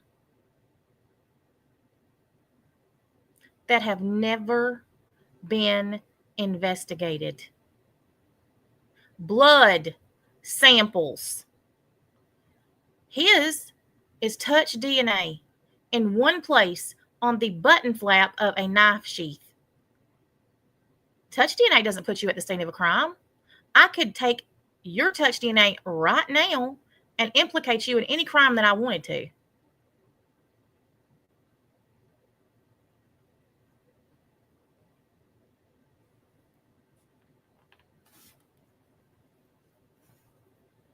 and I'm not talking about y'all when I say this, but the entire time that I've been discussing this case since it happened, it has astonished me the amount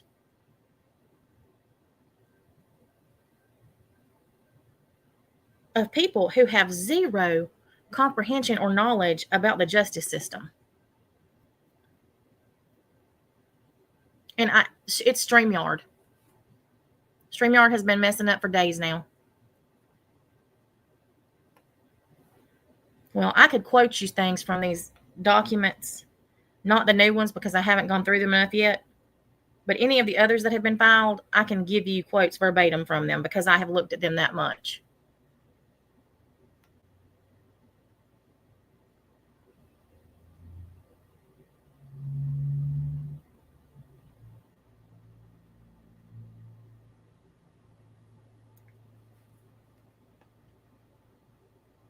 I know I miss Xana a lot.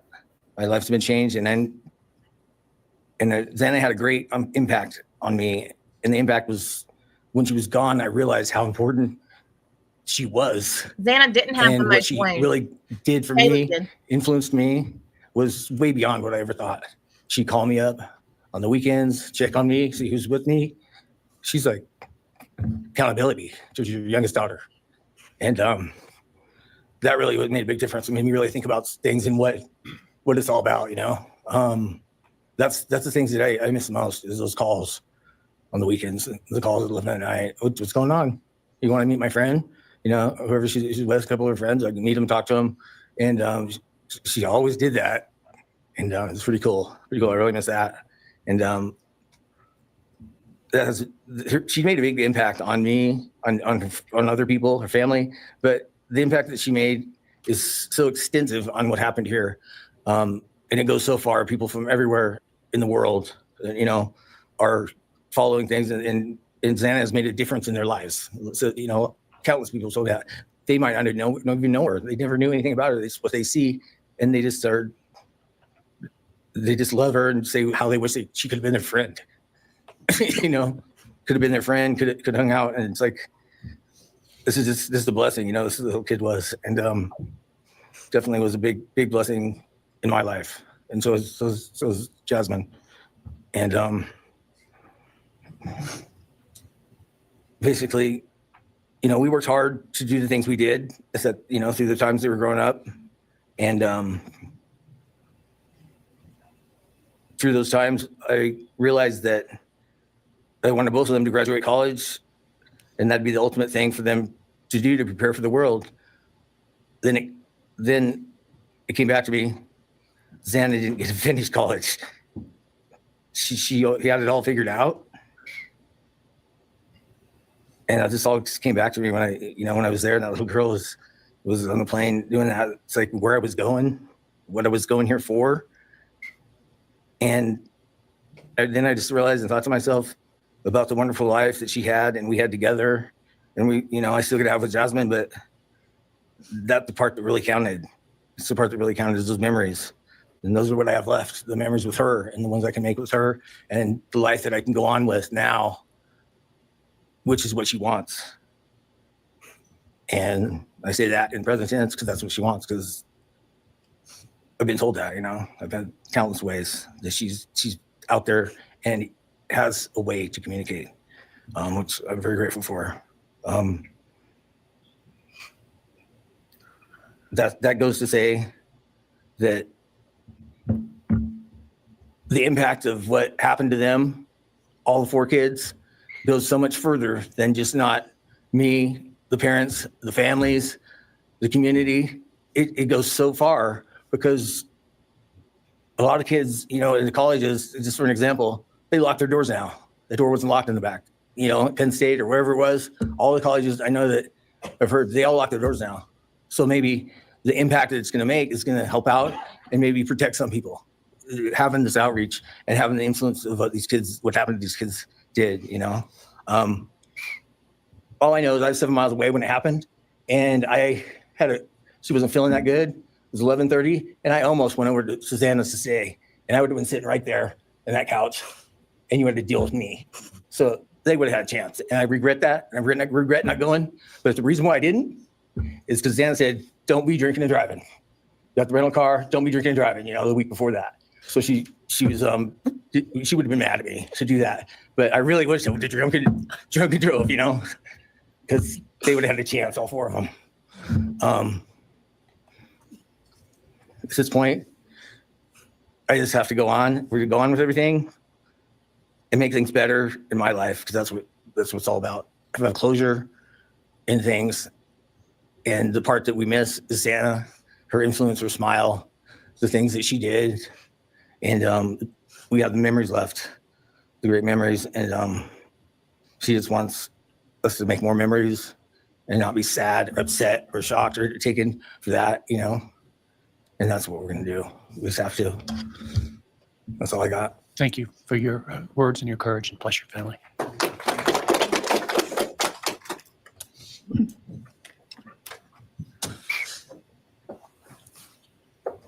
Next, Kim Kernodal would like to address the court.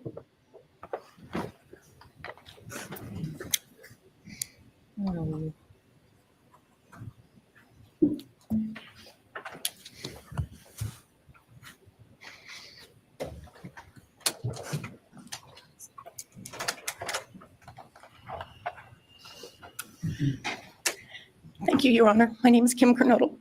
I'm Xana's aunt. I was very blessed to have her in my life, in our family. And I thought I had everything in my head, what I wanted to say, but it kind of went out. And I'm always looking for the positive thing, because evil, hate can destroy people. And that's what it started doing with our family. It created anger with our family members. And then I had to look, because Santa was everything that the media, her friends said. She was that fun, loving, high-spirited, beautiful person. And I no longer get to get my nails done with her, have lunch with her.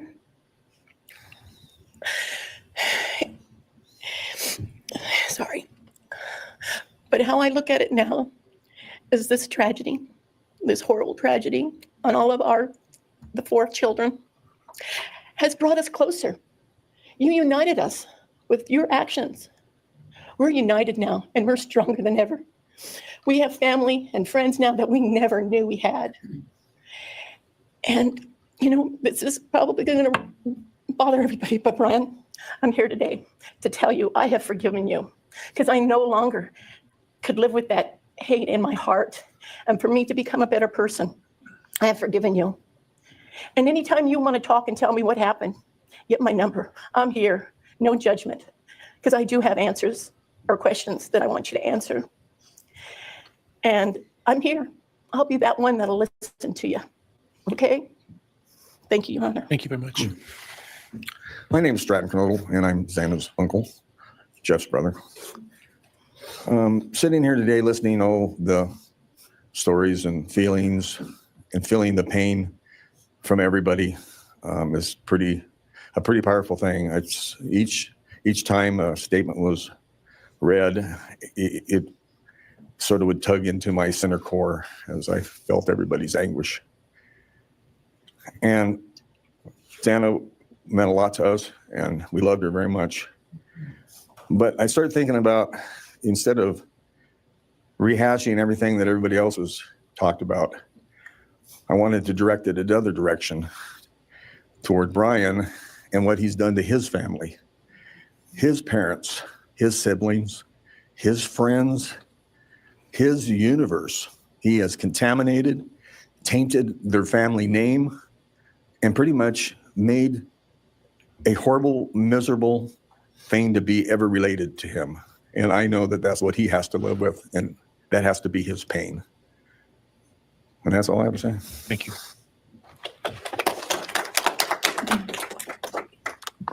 Next, Your Honor, I believe Randy Davis, stepfather to Xana Kernodal, would like to address the court.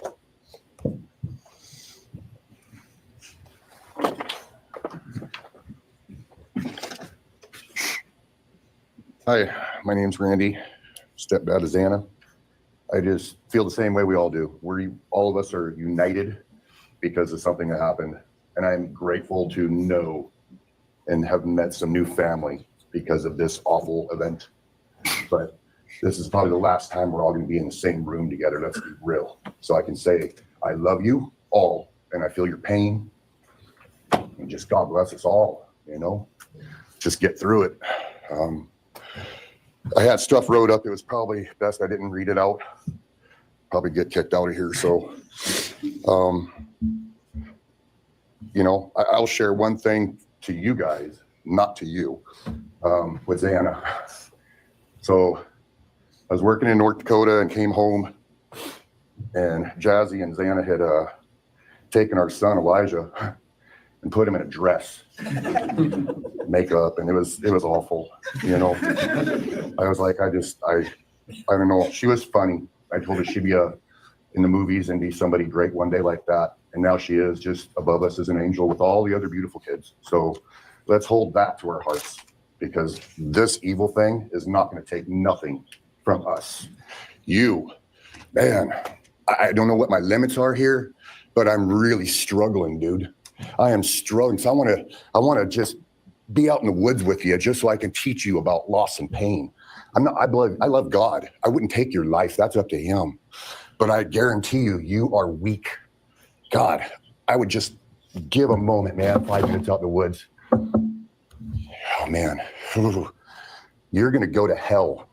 I know people believe in other stuff. You're evil. There's no place for you in heaven. You took our children. You are going to suffer, man.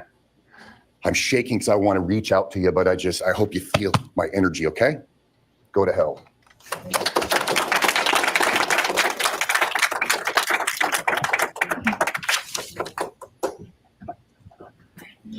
Next is Kara Northington, Xana's mother.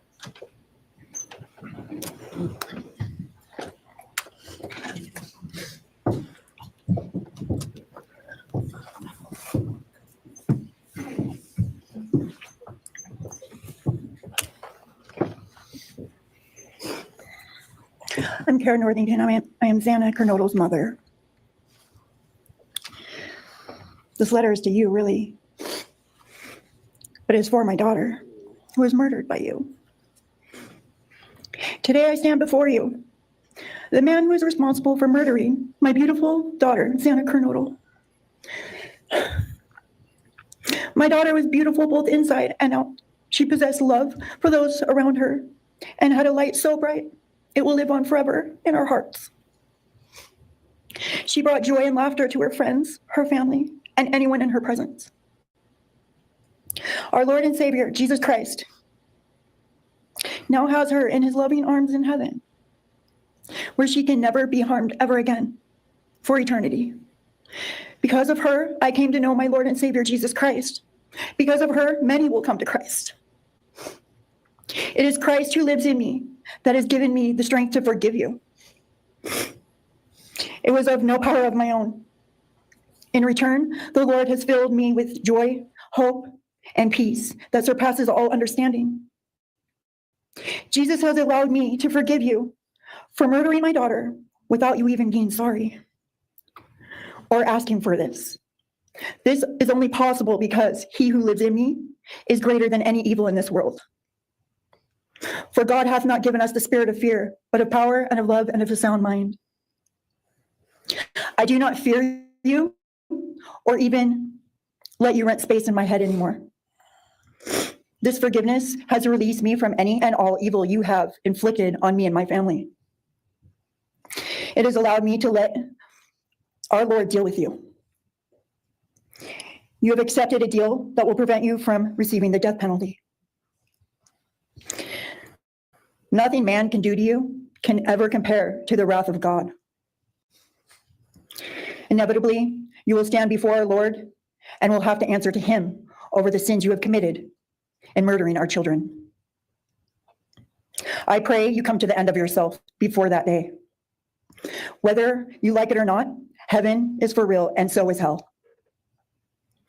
The innocent life of Xana that you stole from myself and my family, and the destruction of this, and the destruction it has caused. I am washing my hands of you and turning you over to my Lord and Savior, Jesus Christ, whom vengeance belongs to. In closing, I want to read a passage from the Bible, Ephesians 6, King James Version. Finally, my brethren, be strong in the Lord and then in the power of his might. Put on the whole armor of God, that ye may be able to withstand the wiles of the devil. For we wrestle not against flesh and blood.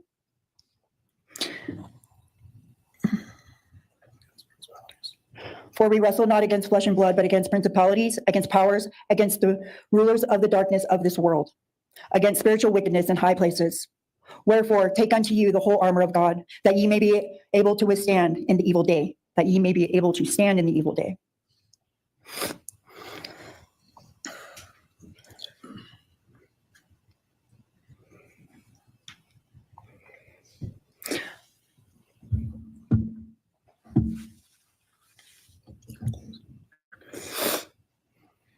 I'm not going to share memories of Xana or any more of the goodness of her with you, because I do not want that to be in your head.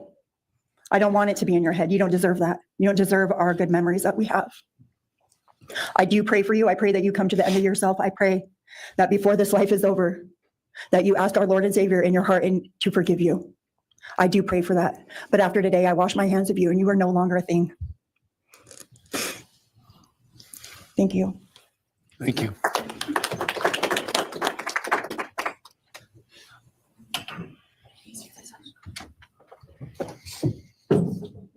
I don't believe the state has any other victim impact statements. Okay.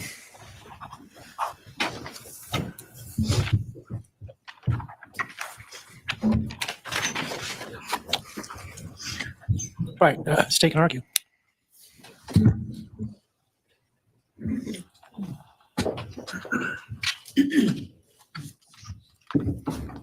Thank you, Your Honor.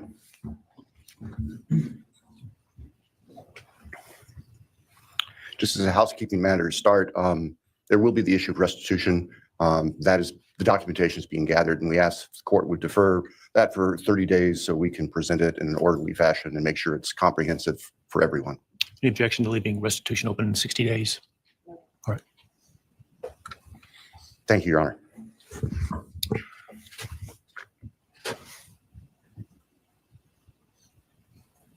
I think it's necessary and appropriate to share for everyone here, including the court, the background that brings us in front of Your Honor today for these proceedings. As the record reflects, and as everybody in this courtroom knows, the defendant has pleaded guilty to all 5 counts charged in the indictment. Under oath before Your Honor, he has admitted that the charges against him are true. He has reassured the court that he has not been coerced or threatened to make those admissions. And Your Honor did an extraordinary job in taking the pleas back on July 2nd. We appreciate the court's discipline and insight. The defendant has also waived appeal on the multitude of rulings from this court and Your Honor's predecessor in Latah County on literally dozens of motions seeking to dismiss the case, seeking to control or limit evidence, seeking to offer evidence that would not be appropriate. And we appreciate the court's consistent rulings based on the law, based on the facts. As Your Honor will recall, on June 18th, it's just really not that long ago, we appeared before this court for arguments on what became the defendant's final motions to this court. Motion where they wanted to offer evidence suggesting that other people were responsible for the defendant's actions, and the motion seeking essentially an indefinite continuance of the trial. It was readily apparent to all of us in the courtroom from Your Honor's comments that those motions were not going to be granted. So we returned to Moscow and continued with what we had been working on for months in preparation for trial. We have no qualms about going to trial if trial was what was necessary and appropriate. The following week after we were in court, we were approached by the defense with an inquiry about a possible plea. And I can tell the court this is the first suggestion ever that there was any consideration, because indeed the defense had maintained from the beginning that Mr. Kohberger, the defendant, was factually innocent. It's clear that the reality of the evidence and the case that had been investigated and prepared and that we were ready to present in court became a reality. Our reaction, among other things, was to reach out to all the families. And in fact, later that week, on Thursday and Friday of that last week of June, we met with representatives by teams, virtual meetings with representatives of all the families. And we talked about the status of the case and the upcoming trial and things that related to the trial. And we also let them know that there had been an inquiry about whether there might be an offer for a plea.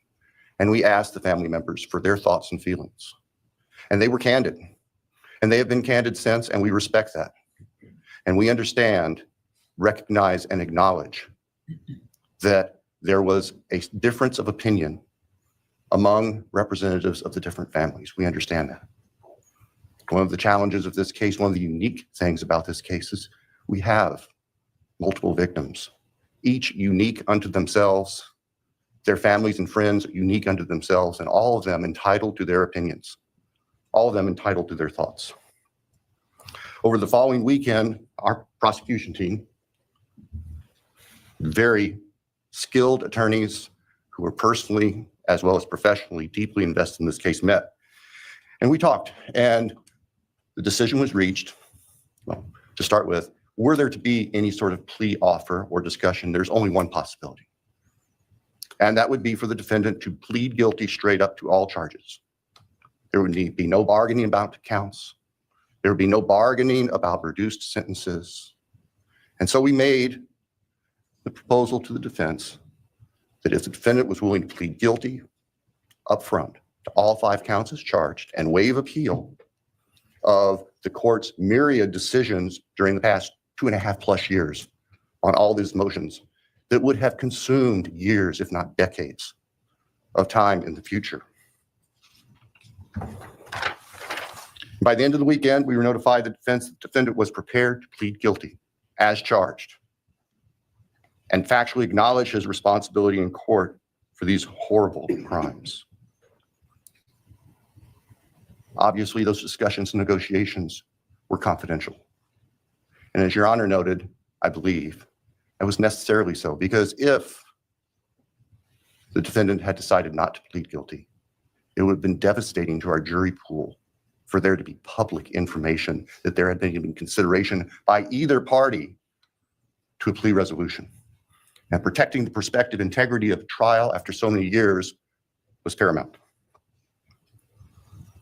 So the end of the weekend came. We notified the victims' families of what had occurred. I recognize and acknowledge personally, and I respect the fact that of these fine, suffering people here, not everybody agreed with the decision we make. I accept that. It's my responsibility in the end.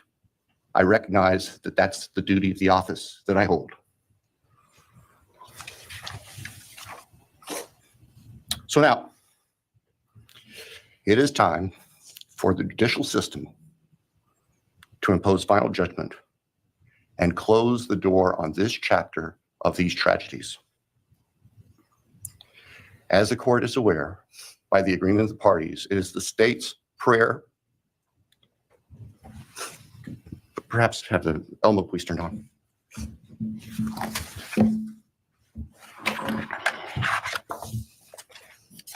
Thank you. That on count 1, the felony burglary, that the court sentenced the defendant to the maximum period of 10 years fixed in the custody of the Idaho Department of Correction. Then on count 2,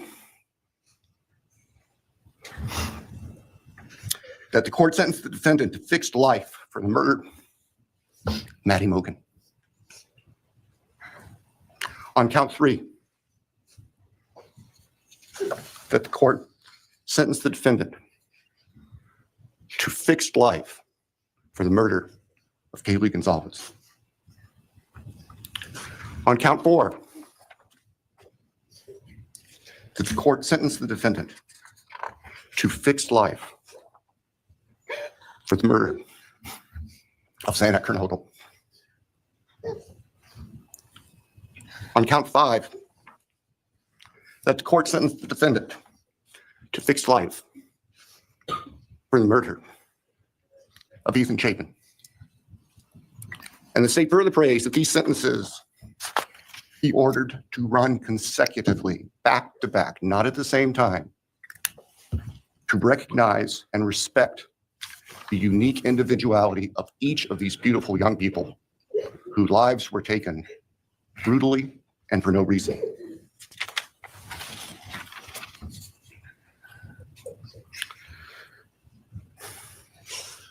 And hopefully now, as we have heard earlier this morning, it is time to afford the families and the friends and the community and the state of Idaho and the nation and the world to move forward. We can't undo, and we can never undo, the horror of what occurred on the early morning hours of November 13th, 2022 at 1122 King Street in Moscow, Idaho. For a long time, the presiding district judge in Latah County was John Stegner, who eventually became a member and justice of the Idaho Supreme Court. And Justice Stegner often observed that even God cannot change the past. But everyone in this room has the ability to take themselves forward. And we want the judicial system to afford them the opportunity today to do that.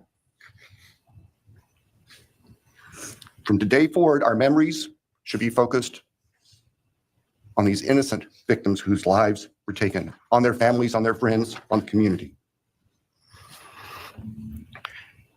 The court has heard discussion, talk today, reminiscences today about a special family that our victims shared, not just their natural, legal, and biological families, not just their university family within their sororities, for example.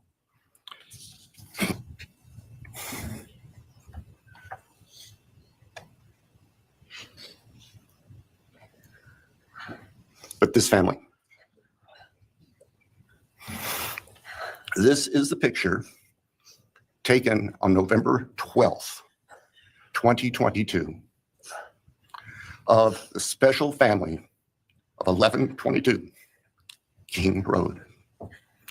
And you can see all 6 of these dynamic, vibrant, loving, special, innocent faces taken together just across the street from their residence. And barely 12 hours before 4 of them would be brutally murdered in their sleep. They've been described consistently as being bright, caring, vivacious, with futures we can only imagine now. But they were, and they remain, a special family that I think we should all recognize and appreciate. So it's time to move forward. There have been a number of statements directed specifically at the defendant today. I have one last thought. After Your Honor imposes judgment and sentences the defendant to spend the rest of his life in prison, in other words, sentence the defendant to die in prison, he's going to stand up in the belly chains and leg irons that he's wearing today. And he's going to be escorted into the custody of the Idaho Department of Correction. And the door will close behind him forever. That is the closure that we seek, that all of these people, these loving friends and family deserve, so that we can move forward. Thank you, Your Honor. Thank you.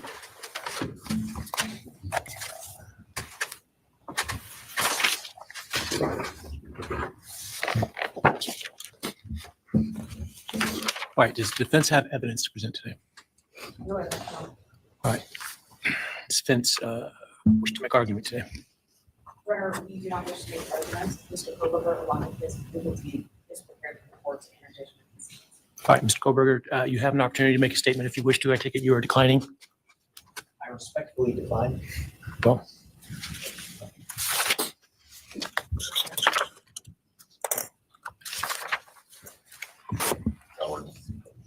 please. All right, let me start this morning by acknowledging and thanking those that have come here today in support of their loved ones. And I appreciate your courage and your strength. And I hope that you are able to move on as best as possible. Thank counsel for the professionalism that they've exhibited throughout this case. It's been my great honor to preside in this case and to help bring, to the extent possible, some resolution and hopefully justice to this case. During the quiet morning hours of November 13, 2022, a faceless coward breached the tranquility of 6 beautiful young people and senselessly slaughtered them, 4 of them. Who committed this unspeakable evil was unknown for several weeks, but due to the killer's incompetence and outstanding police work by numerous local, state, and federal law enforcement agencies, the person that slithered through that sliding glass door at 1122 King Road now stands before the world and this court unmasked. This unfathomable and senseless act of evil has caused immeasurable pain and loss. No parent should ever have to bury their child. This is the greatest tragedy that can be inflicted upon a person. Parents who took their children to college in a truck filled with moving boxes had to bring them home in hearses lined with coffins. The loss this killer inflicted was not just the death of these people's children, siblings, grandchildren, as we've heard today. It has ripped a hole in their soul, destroying a special part of their very essence. Any person who is a parent defines themselves foremost as such. It is their existence and purpose of being. And it has been stolen from these parents.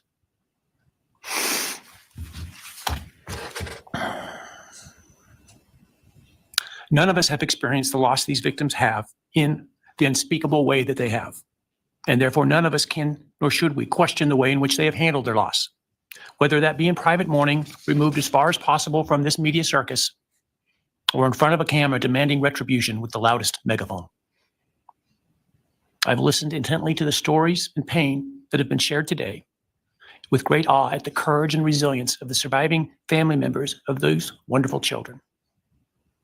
I've listened also to the surviving roommates, both in person and through their friends.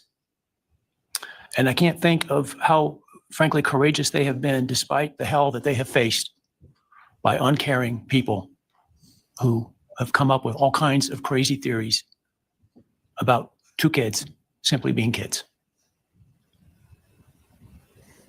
The parents, siblings, and other family members who have spoken today are designated as victims in our legal system. But going forward, I hope that they can shed that label, as it gives too much power to the evil that condemned them to that role. They are and should be known as survivors, fighters, and foremost as witnesses to the tremendous lives of value and unbounded promise of these 4 young people. But those speaking today and those who did not speak, but who carry the same burden, this same loss, now carry forward the memories of these now perpetually young people, these forever children. These survivors carry the responsibility of ensuring that the voices of these children, Maddie, Kaylee, Xana, and Ethan, are never forgotten, and the positive impacts that they have had on so many lives are never minimized, and that the love they shared, the light that they shined onto others is forever celebrated. As we sit here today, this case is ending, and we are now certain who committed these unspeakable acts of evil, but we don't know, and what we may never know is why. I share the desire expressed by others to understand the why, but upon reflection, it seems to me, and this is just my own opinion, that by continuing to focus on why, we continue to give Mr. Kohberger relevance. We give him agency, and we give him power. The need to know what is inherently not understandable makes us dependent upon the defendant to provide us with a reason, and that gives him the spotlight, the attention, and the power he appears to crave.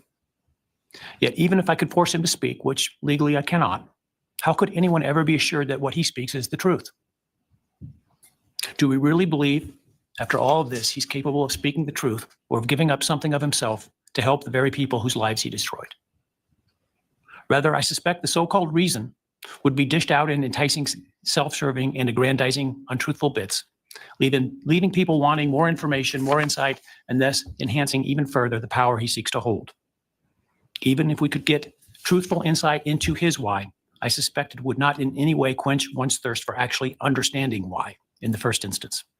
Because there is no reason for these crimes that could approach anything resembling rationality. No conceivable reason could make any sense. And in the end, the more we struggle to seek explanation for the unexplainable, the more we try to extract a reason, the more power and control we give to him. In my view, the time has now come to end Mr. Kohberger's 15 minutes of fame. It's time that he be consigned to the ignominy and isolation of perpetual incarceration.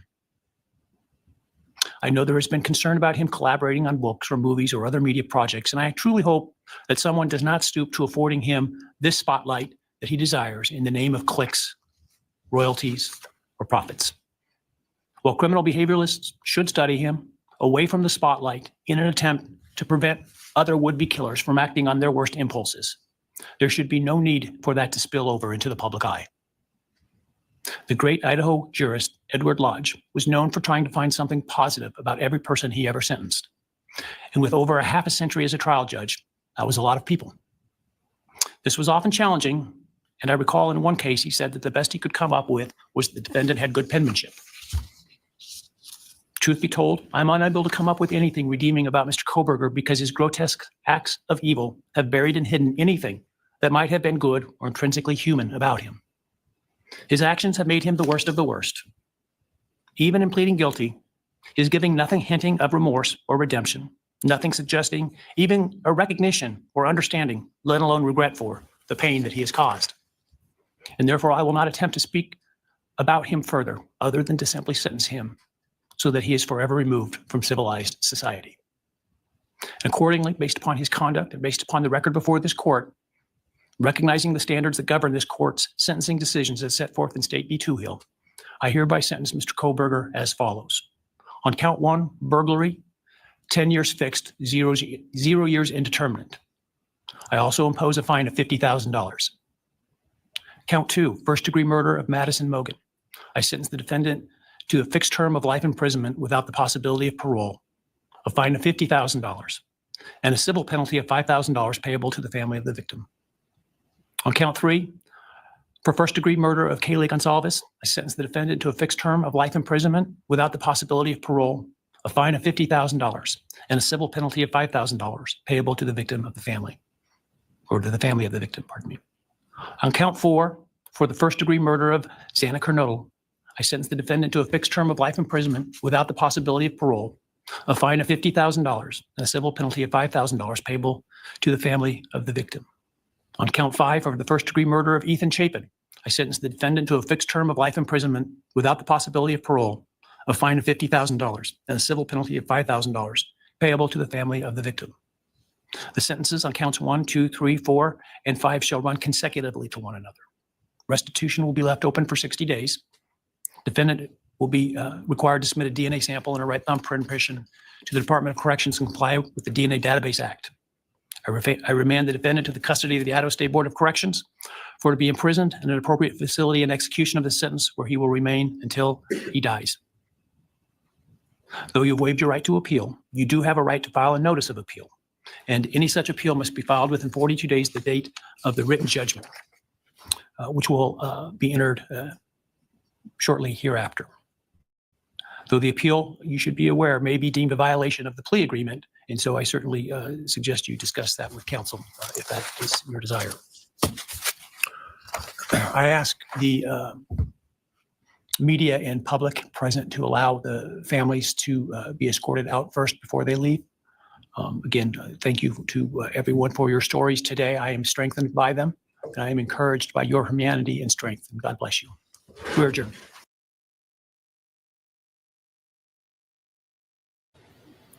And that is a wrap. So yeah, that was a lot to unpack. I have to go and do my battles over on TikTok. I appreciate any of y'all who sent tips very much. Tomorrow, probably tomorrow morning at some point, I'm going to do another live and go through the court documents, or the police documents, I should say. And all I can tell y'all is to buckle up for that, because it's something. But thank y'all for being here and watching this. I appreciate y'all. And hopefully I will see y'all over on TikTok in just a little bit. Bye, y'all.